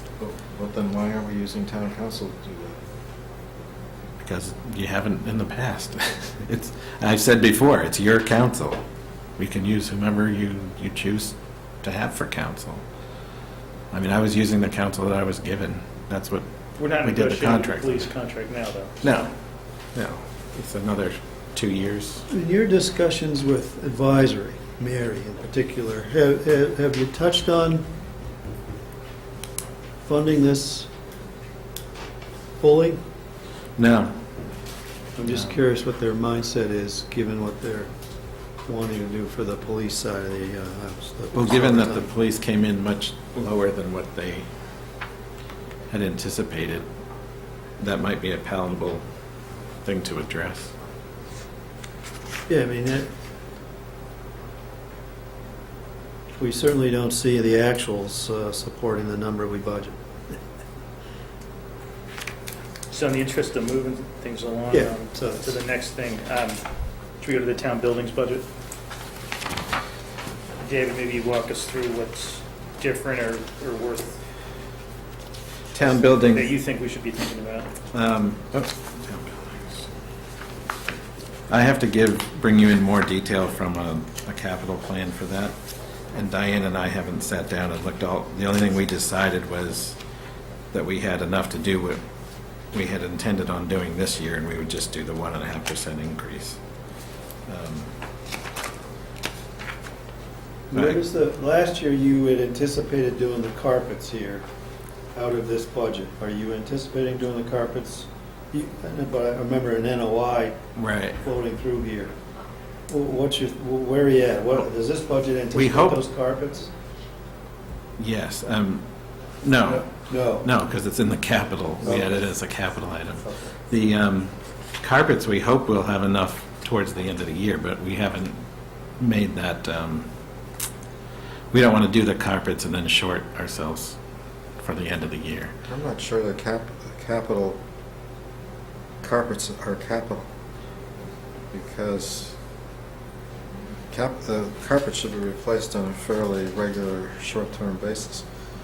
I don't envision 10, 20, or 100 years with the same carpet. Well, but our bylaws, it's 5 years and $10,000, so that makes it a capital item. And I think your amount was 13,000 or something. I don't know Yeah. what it was. Yeah, but, you know, I It's hope, a 5-year life. I mean, I hear what you're saying. I hope to have it paid for in the current year. Out of the current year's yeah, facilities. appropriated building budget. Right. And then let's take the $750 for rug cleaning out of the request, since they won't need to be cleaned, since they'll be carrying out. I've heard this many years, and I'd rather have the No, I'm kidding. 750s. Yeah. Than the 13,000, exactly. Than have neither. And if we don't do the whole project, it would be a piece. But you've been working on a capital plan for the buildings. Right.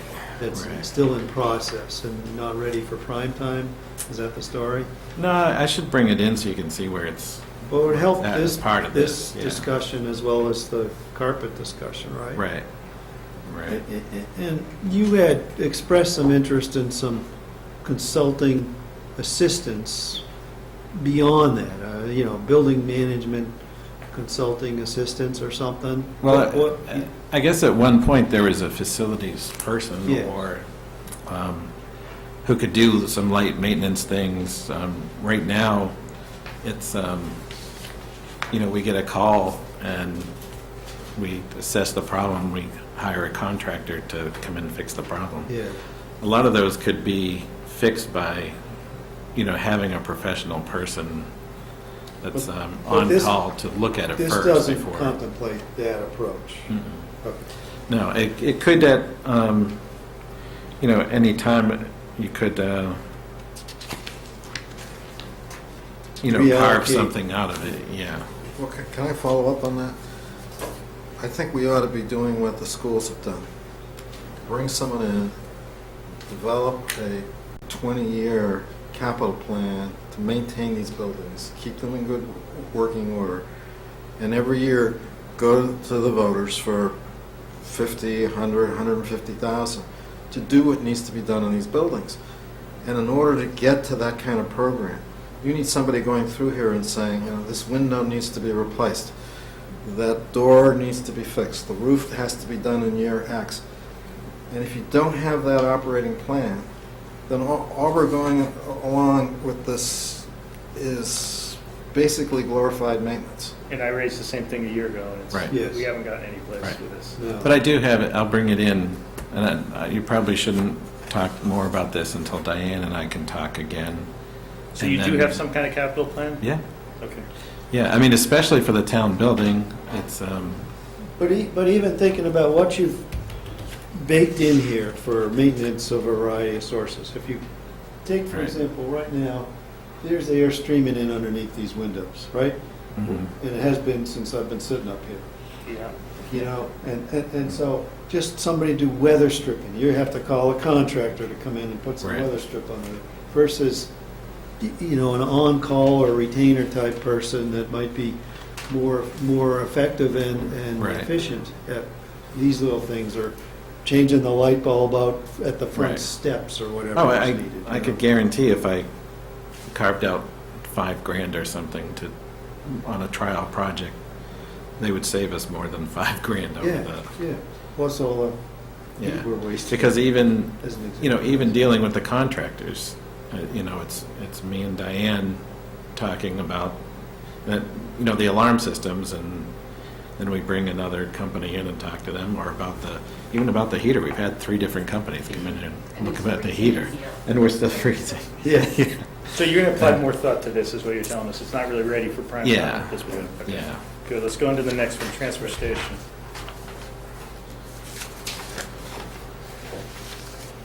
The transfer station, we were able to just keep flat, basically because we entered into a contract with a new vendor, and we got rid of the integrated paper contract, although we are still chasing them for about $8,000 to $10,000 that we feel they still owe us. So the new vendor is E.L. Harvey, and they've been very good dealing with us over at the, and handling the recyclables. And we don't expect any increase in that for this year. Plus, we already also signed with, there's a rate change with Wheelabrator. So it will be dropping some from what we're currently paying. So I haven't projected out exactly what that savings will be, but it's definitely less than what we currently budgeted. Which line item would those two be in? Wheelabrator, The hazard, disposal is Harvey, yes? disposal is Harvey, Yeah, and Wheelabrator is refuse hauling maybe, that looks, or also part of the? No, I think you no, just no, no, reversed no. that. Disposal is Wheelabrator, Yeah. and Okay. recycling is E.L. Harvey, Okay, and hauling is to both of those facilities. gotcha.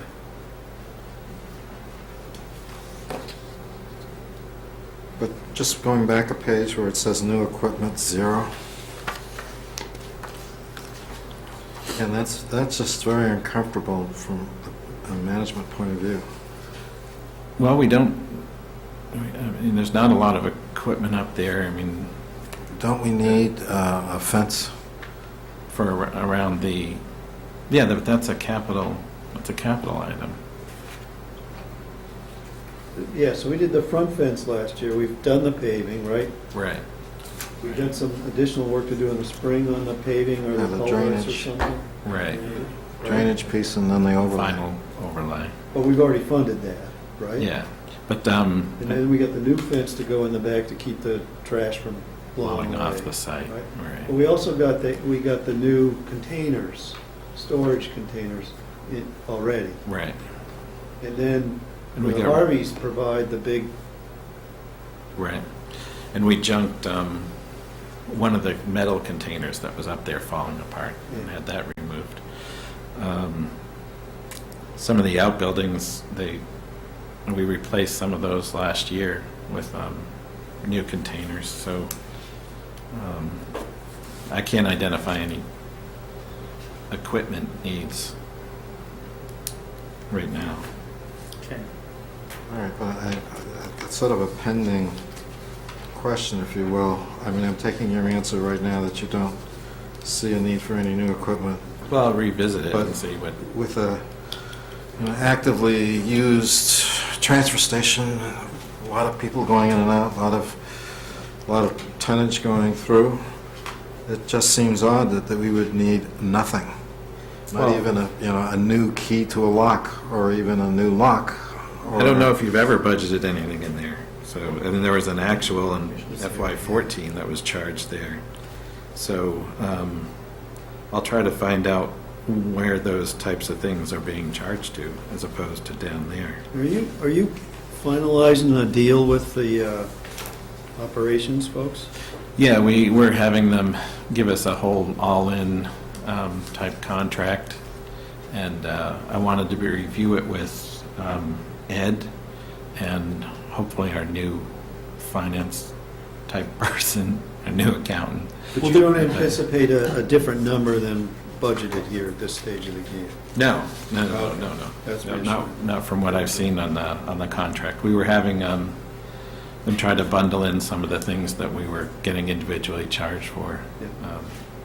Are there going to be better revenue controls and controls on use of our transfer facility, based on the stories we hear Yeah, periodically about, unauthorized people dumping stuff, not paying to give us appliances and things that we then have to pay for, et cetera? right. There are a lot of, Or at least paying and we don't get the revenue, so. yeah, we can always improve on our oversight of the Yeah. operations up there. Yes. And, I hope to do that. Okay, so there'll be some controls built into this contract? Yeah, well, I think there were a number of controls in the earlier contract, just never followed up on. Will there be penalties for failures of the controls?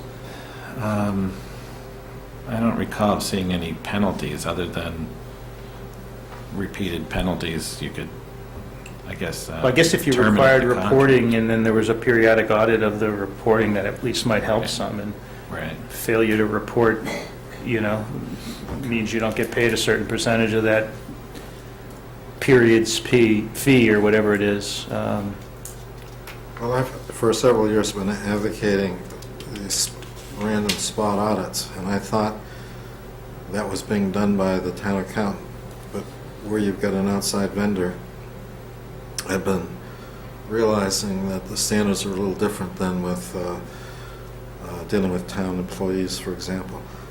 But the example that I've been using for many years is that we know what our tire disposal costs are. So if we have 100 tires that we dispose of, and the cost of the tires are $10 each to dispose of them, we know that we had 100 tires, and we know that we're supposed to receive revenue for receiving those tires. So if you take the 100 times the amount of revenue that we're supposed to have received, that number should equal the cash that's actually reflected as being deposited. And every time I ask, is that stuff being looked at, I've been told, well, the town accountant hadn't gotten there yet. But then I was also told that, well, it's different auditing an outside vendor than it is auditing an employee in a town department. Just So the contract, I hope, is going to provide for some means to verify that where 100 tires should be collecting, let's say, $5 a tire or $10 a tire, that the contract will provide for some kind of meaningful Yeah, I think, Well, verification. if we spend, like, using your example, we spend $1,000 for 100 tires, then we should know that that money was collected. And if it wasn't collected, it should be offset against what we owe, or there should be some other process by which we're made whole. And Right. if that's not happening already, it should be happening with the new contract. I'm just following up on right. discussions that Paul's raised a number of times. And I believe the last time the issue was breaking out the recyclables as, so that we could actually, like, I could easily go into and see that there's a line item for tires and a line item for this and that. Right now, it's all kind of grouped together. Refrigerators and Right. whatever else, white goods, whatever they call them. But I hope to have that improved. What I have done is just check the trucking, I checked the trucking bills, the tonnage of, Yeah. that they report as hauling to the Wheelabrator bills that we've been paying, so that, just to see that the tonnages are matching up from what's actually being billed to us from Wheelabrator, matches our trucking going in. Yeah. And looking at the number of trips and seeing if there's any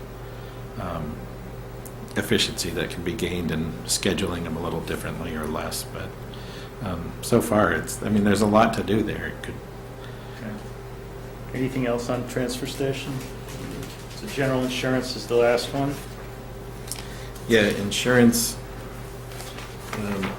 Our insurance carrier is Maya, Massachusetts Interlocal Insurance Agency. Last year, they recommended, I think, a 10% increase, and we did, I think it was about a 7%, or maybe it was only about a 5% increase. Well, I'm going to recuse myself because Maya is a subsidiary of myself. I'm on a board of directors, and Maya is a operating subsidiary. Okay. If this is just Maya. So what's the, Yes. what's the damage here, David? It looks like it's a huge increase. Yeah, so they're recommending that we budget 15%. So what I wanted to say was that in the current year, they had recommended that we budget 10%, and I said there's no way that the town has a loss that would have that kind of increase. And so we budgeted about 5%, and we basically are already maxed out. So we had to go to the reserve with advisory just to pay the bill for the police chief's vehicle. The change on the police vehicle, adding the new vehicle to our insurance. So, maybe their 8 to 10% was more accurate than what I had cut it back to. So this just shows their recommended increase, which was 15%. But it's a 50% increase in police, and maybe you can explain why that is. They said it was our loss runs, and I still have them to. But don't we get that through Chubb? The police one? Or do we get that through Maya? I thought that was through Chubb. I may be wrong, sorry, I may be wrong, but What is police AD&D? What does that cover? Accidental death and dismemberment. So it's disability, our disability experience for our force has resulted in a 50% increase this year in the insurance budget for police.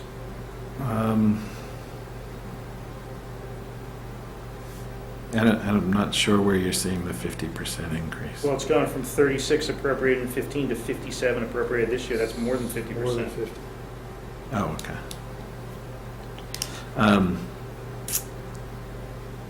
Yeah, she said it was based on the loss runs, and So they'll who's- come down who's- and go who over are we- it. who do we- Like, my recollection, back to just the package policy, right? Mhm. That Maya would give us a quote, a hard quote that we budgeted from. And I don't know if they did a 2-year quote or what it was, but it seemed like we had a good idea what we were going to be facing here. Now, that's what I recall seeing 2 years ago. I don't know if we're unless dealing the with town that. had just switched to Maya at that point. No. We're not going to get a hard quote right now. We won't even get a hard quote until maybe June. But Because we would come up for renewal, and they would provide us a quote Right. on the renewal of the package policy. Right. And it had a, pretty finite amount. Not at this stage, not at 6 months into a year. If we went out to bid, would we be apt to get a better deal from somebody else? In Framingham, we had Maya, and I put it out to bid, and we saved like $350,000 in the first year. The deliberations were, well, Maya's been so good to us. Maya's done this for us. They're always there when we need them, and yeah, they are. There's a lot of municipal insurance companies, though, right? I mean, No, there are actually only 3 or 4 that you could get plus, I mean, there's written more through. than just the one Oh, yeah. company. Yeah, so I think a lot of towns go with Maya because it's Mass Municipal Association. It's associated with them, and you're in with other communities, but at the same time, your risk is spread among those same Well, communities. they've been good to us. The service has been very good, I think, and I think Mhm. they've been responsive when there's been a situation. Right. They've also been very good at grants, or, when we've realized opportunities of grants that they provide based on certain activities we take that reduce the risk and exposure. Right. We get a grant back, and I don't know if that is netted against this, or if No. it's picked up somewhere else. No, we get we get a cash payment credit. We get the grants, which are, I think, once or twice a year, about 5,000 to 10,000. I think they Yeah. are. They routinely give those to us, but somebody's got to pay for it. And they look at the whole pool of communities, and they're giving us a grant. They're giving everyone else a grant too. That's going to be built into the cost. So, if the question was, would you save money by putting it out to bid? Probably, 75% chance. Yeah, you would save money in the first couple of years, because you would definitely have a situation where another company would want to come in and, low bid the existing vendor. But in Framingham, we did that, and they've been able to maintain it for 3 or 4 years now. It might be worth looking into that there. Well, I It's a had big increase. It's a big number. I had told Mary Mary Wolf, Chair of Advisory, in an email that I was looking to put it out to an RFP Good. as we go. But that's it causes. Yeah, has the Maya representative been in? I remember back when I first became a selectman, I asked a bunch of stupid questions about our insurance. And the person came in, 2 of their representatives came in to help explain what they're doing and talk about where this was going. I'd be happy to sit down with them again. If we invite them in, just say, look, we're very concerned about what we're looking at on both these line items. And, maybe at least we can get a better understanding. In this situation, they're a service provider, but they're also an advisor to us in part. Mhm. We write big checks to them. They write big checks to us when we're needed. And so we're together on this. I think we might gain some better success here, at least understanding what it is, while preparing to go out to bid. I still think we might want to prepare to go I out. think, but that's fine, and that's kind of a classic approach to Yeah. these things. And Yeah. I'd be happy to second Peter's notion on that, but I still think you should go out for a bid unless we get a real revision in what this is showing. And I'm really curious about the police increase by more than 50%, given we've got a small force. You know, we're aware of a couple of injuries, but it doesn't seem like something that would result in a 50+% increase. This is not. Well, that's where catching up. I mean, there was a situation that was very costly for a period of time. Someone who's no longer with us, retired. And that was the accidental And that- disability portion of this insurance? That was It what was- was paying that. It was paying out yes. on that, okay. Yeah, so I think we're seeing perhaps some of that activity. I'm speculating, yeah. right? What, you're going to see, I mean, So again, it's- you're going to see some of that back from us, but you're in a pool with other communities in Massachusetts. So, Well, I guess that's where I'm going with this, David, is that, Right. you know, asking those questions, maybe getting them in here like Peter suggested, trying to see if there's any flexibility in these numbers, and if not, definitely going out to bid and seeing if we could do better someplace else. It's a big number, it's going up by a lot. And it's going up by a lot in a couple of different places, really. It's going up on the package policy and the police. Workers' comp is going down. Our experience must be better on workers' comp side. actually, I misspoke when I said going out to RFP. It's an exempt service. I don't have to go out to RFP, and I know that there are only 3 companies. So you can just So, yeah. contact them and get bids. Well, I already have one that's lined up. Okay, And good. it's through, All right, so we done with this now? Okay. So, Paul, we're all set. You can unrecuse yourself. Just for the record, I have not recused on non-Maya stuff, and I don't believe the police are covered by Maya. Use Chuck. it's a check policy. Yeah.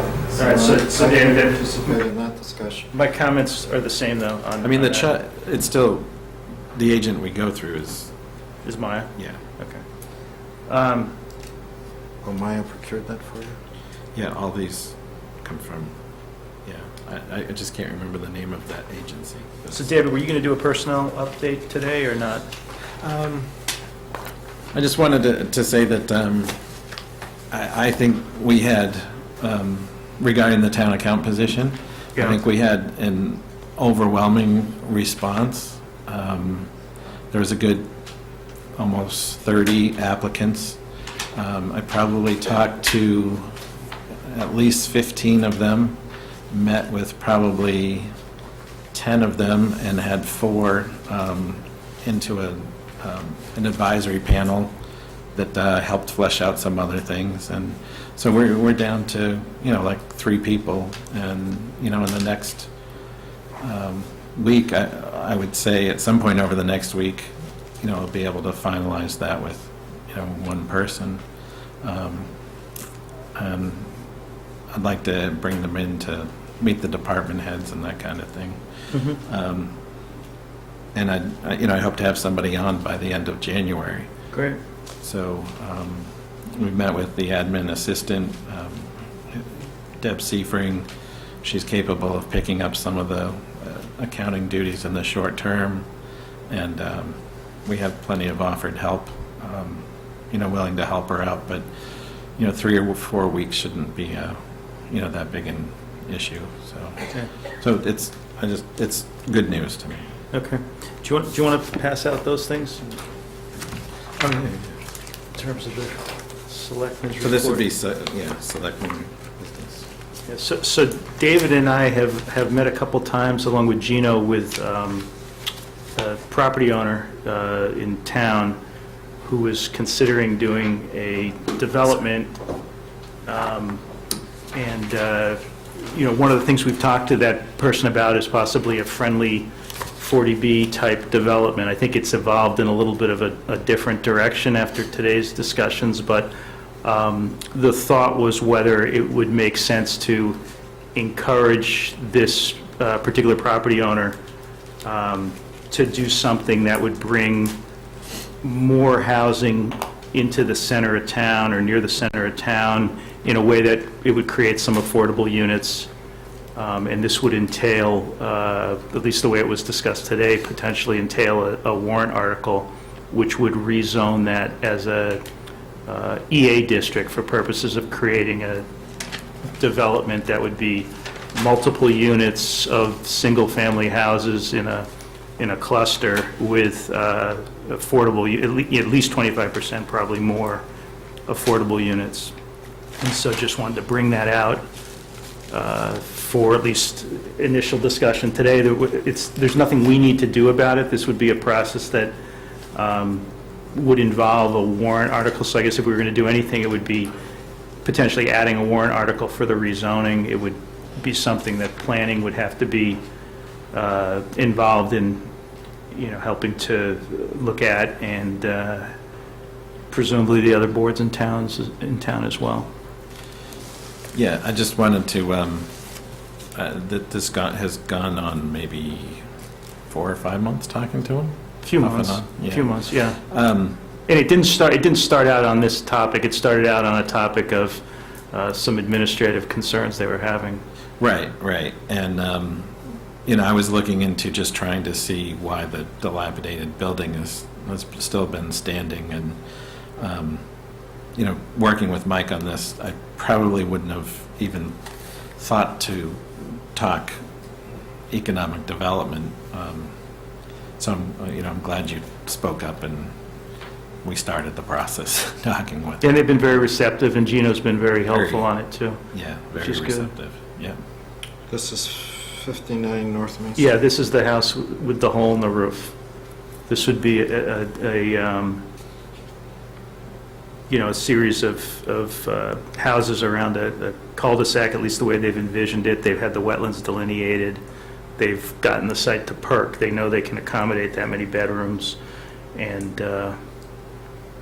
That's how many units? well, this is drawn as 12, Paul. This is just a sketch plan. This is nothing that they've, fully engineered. The discussion we had today was about possibly doing a 13th unit that would also be affordable. So you could possibly end up with 4 affordable units and 13 lots altogether. And, he's open to doing potentially, one-level units, which might encourage, an older clientele in terms at least of some of those units, which, is advantageous from the school cost perspective. It's on Main Street. It's a sidewalks walk away from the center of town. It's a pretty good site. Well, it seemed to be what the town was saying at the last town Yeah, we've meeting. heard this from a lot of different Yeah. contingencies in town. He mentioned he'd also had some discussions with other people in town who had urged him to do this kind of a use for this site. His other alternative is 3 large single-family houses.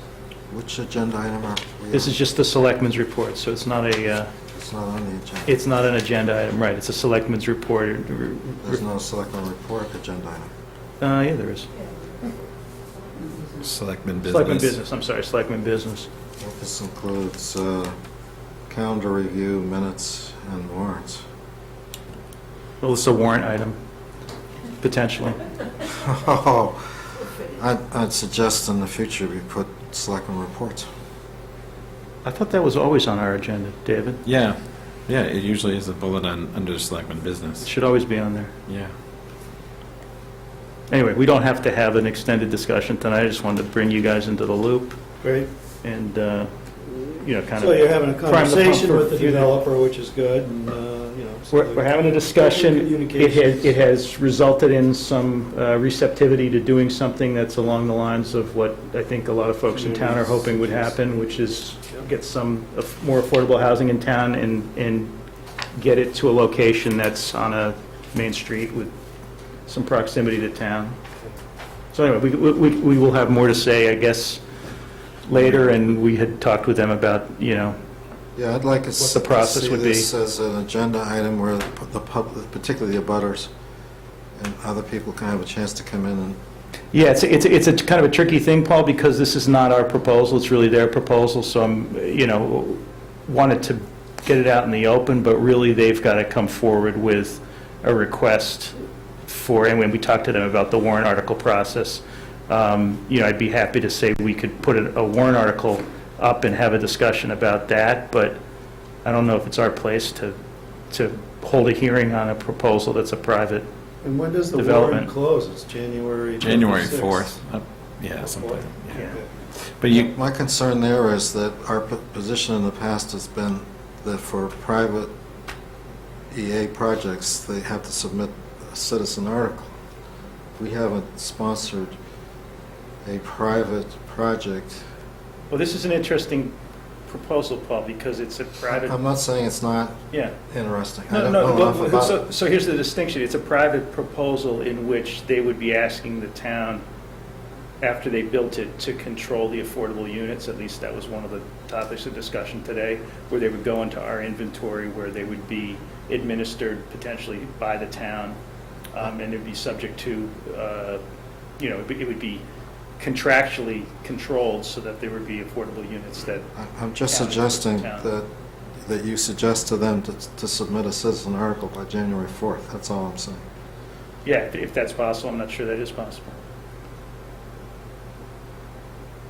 I mean, I think when they left, the idea was that they would get selectmen support to have the article placed on. You don't have to necessarily support the project, but to support placing it on. This had earlier been warrant. discussed as a 40B project, which would leave the town with a lot less potential for control. And at the meeting today, and at the suggestion of the planner, just Gino, as a sort of a brainstorming idea, the thought was that a way to give the town more control of it, and potentially even to get, an additional affordable unit, would be to create an EA-type development and have it rezoned for that purpose.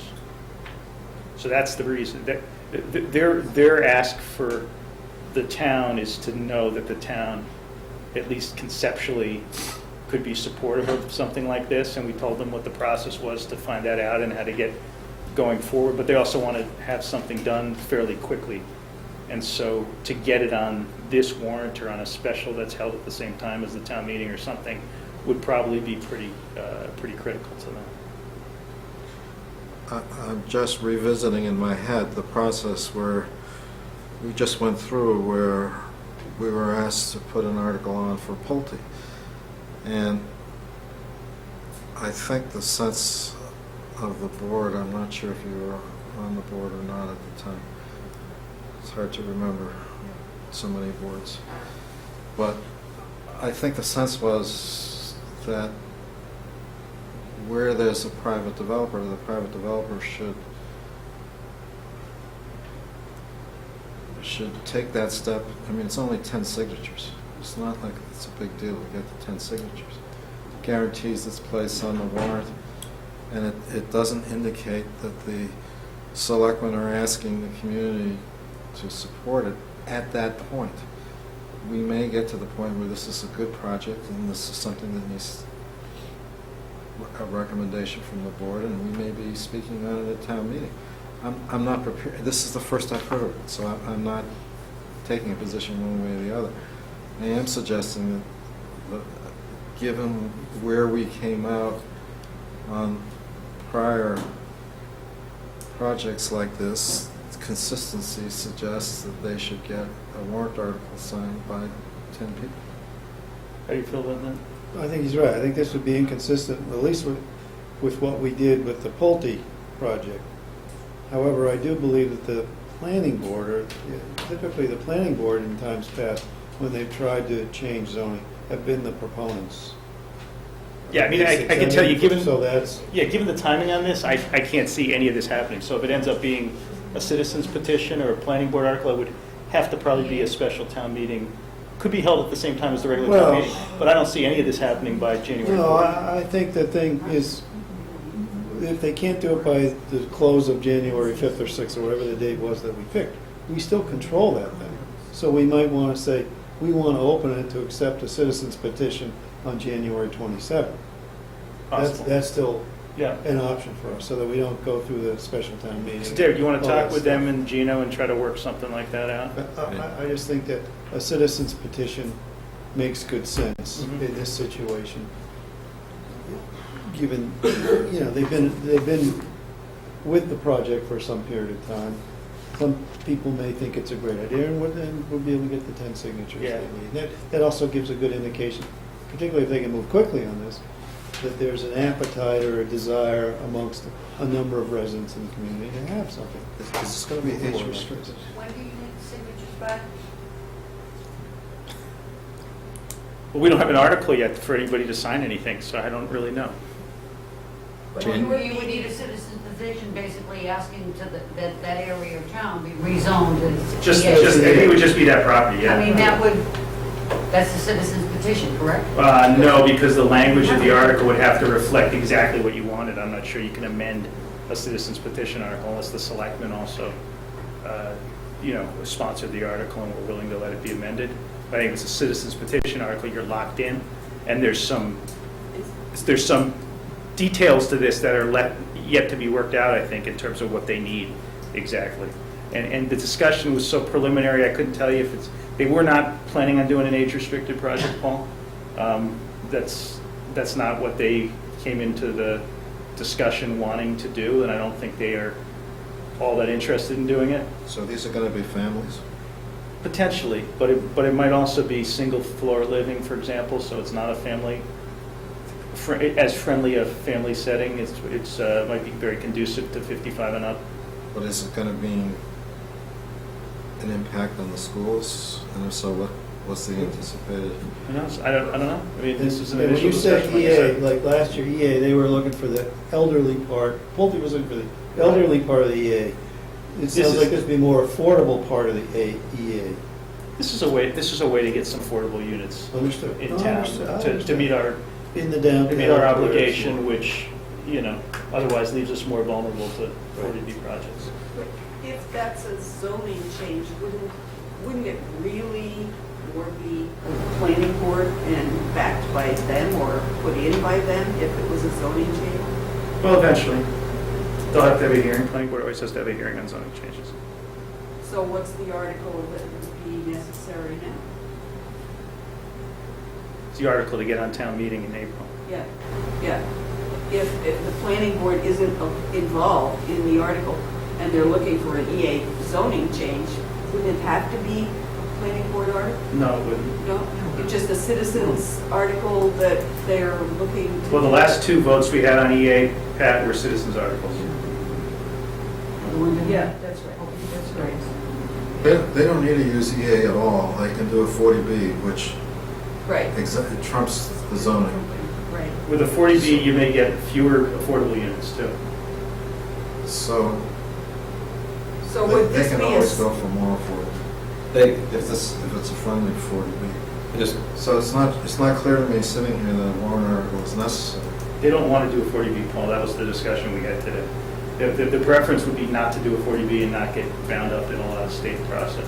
I mean, the idea is they have a lot that they could put 3 full-family, 4 or 5 bedroom houses on, free and clear, and that's why they were involving the town with the affordable part, but,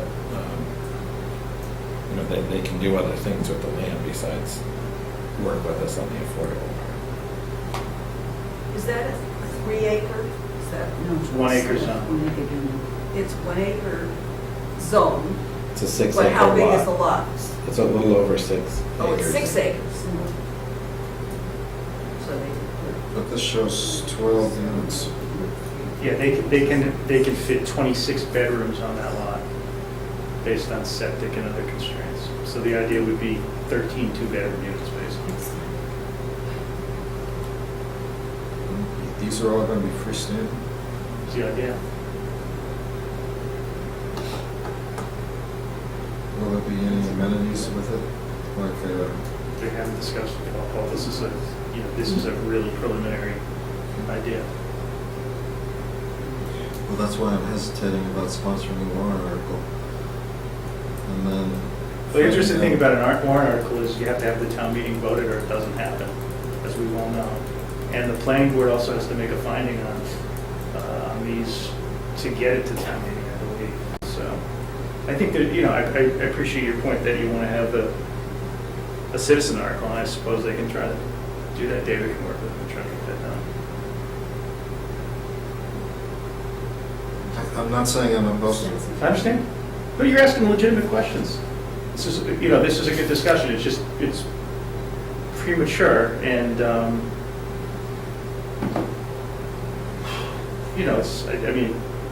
I felt like it was a good time to raise this with you, especially since David and I had another meeting with them today. And it had taken a turn in this direction, which was interesting. But, I don't have all the answers yet. I don't think they've fully thought everything through. So I'll just reiterate, I'm open to reopening for good reasons. Yeah. That's where I'm at. I'd rather see something done right than rushed. All right, so if it's okay, I'm going to continue to work with David and with the property owner to see if we can advance something that, telling them that everybody's got an open mind on the issue, at least on this board. Okay, good, thanks.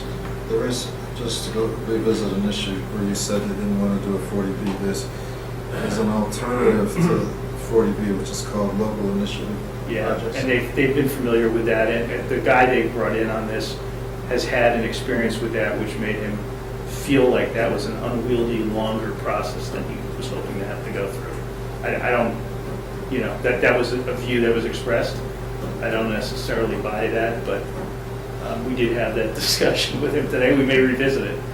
Okay. Yeah, and your input on that may be helpful too, because I'm sure you've gone through that with some of your towns. The real issue, Paul, was that apparently at the state level, it takes an unusual amount of time to get through that process, and I was not aware of that. So,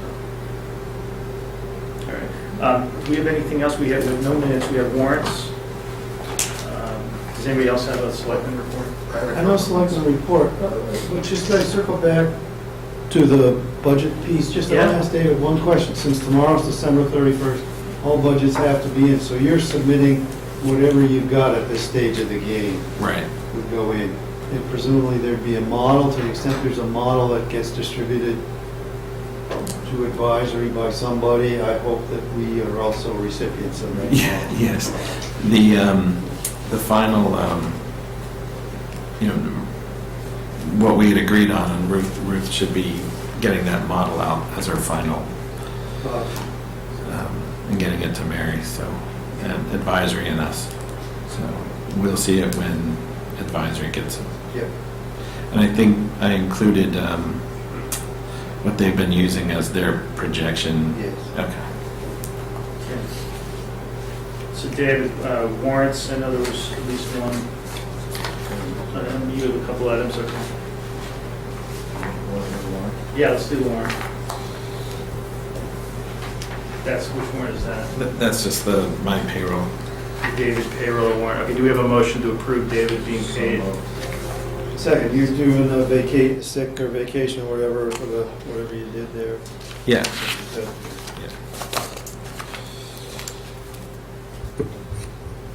Okay, great. All in favor?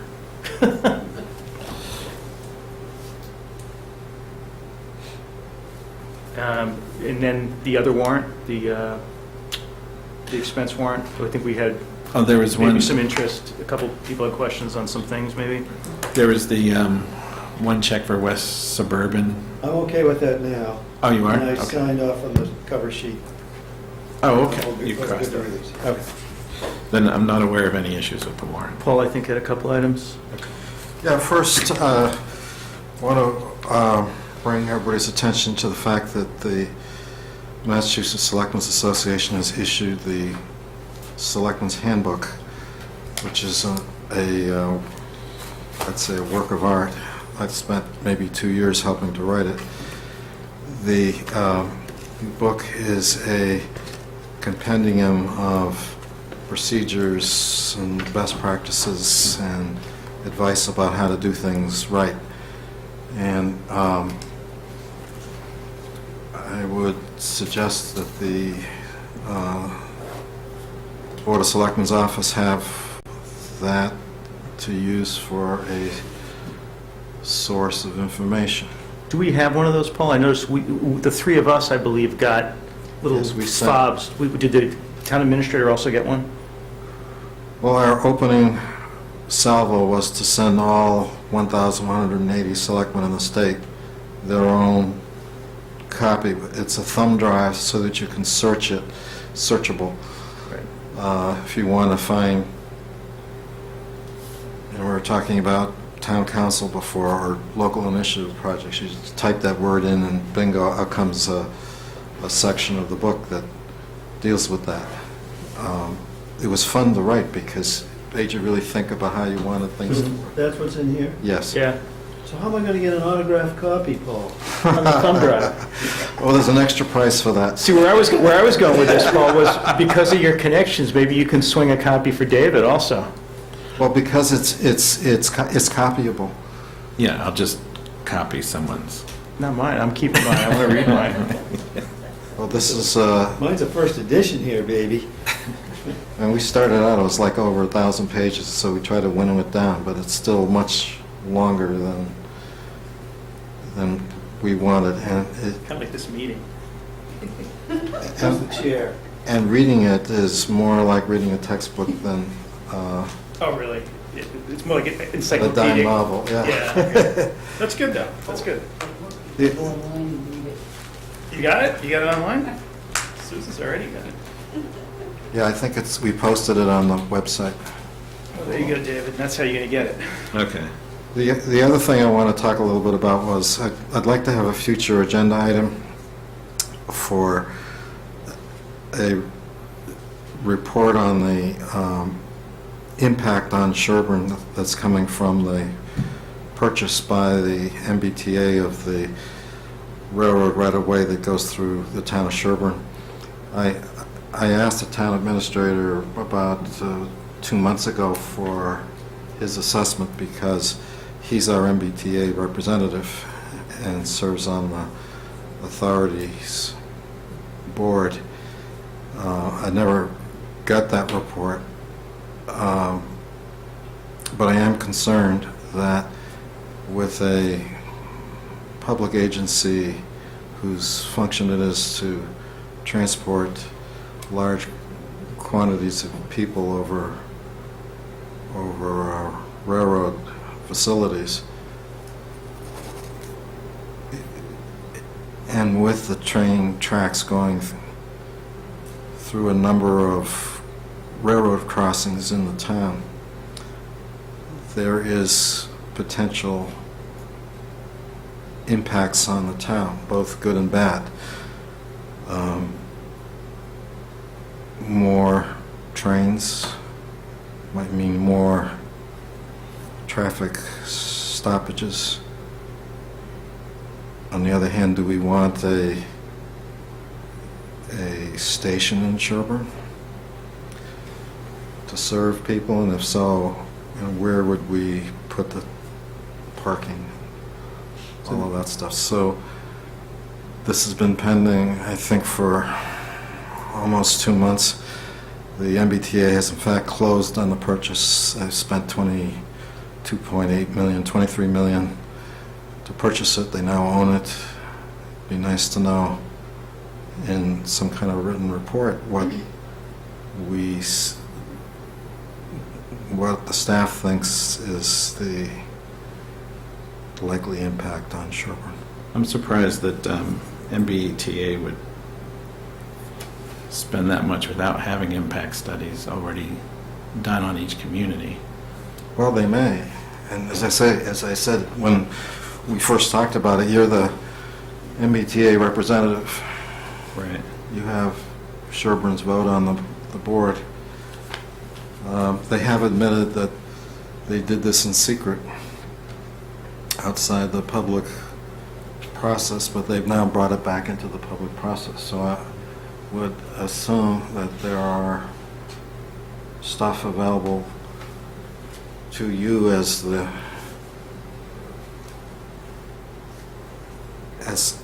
member of the MBTA. Right.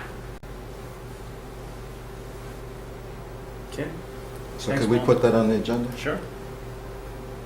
Put on a future agenda day. Will do.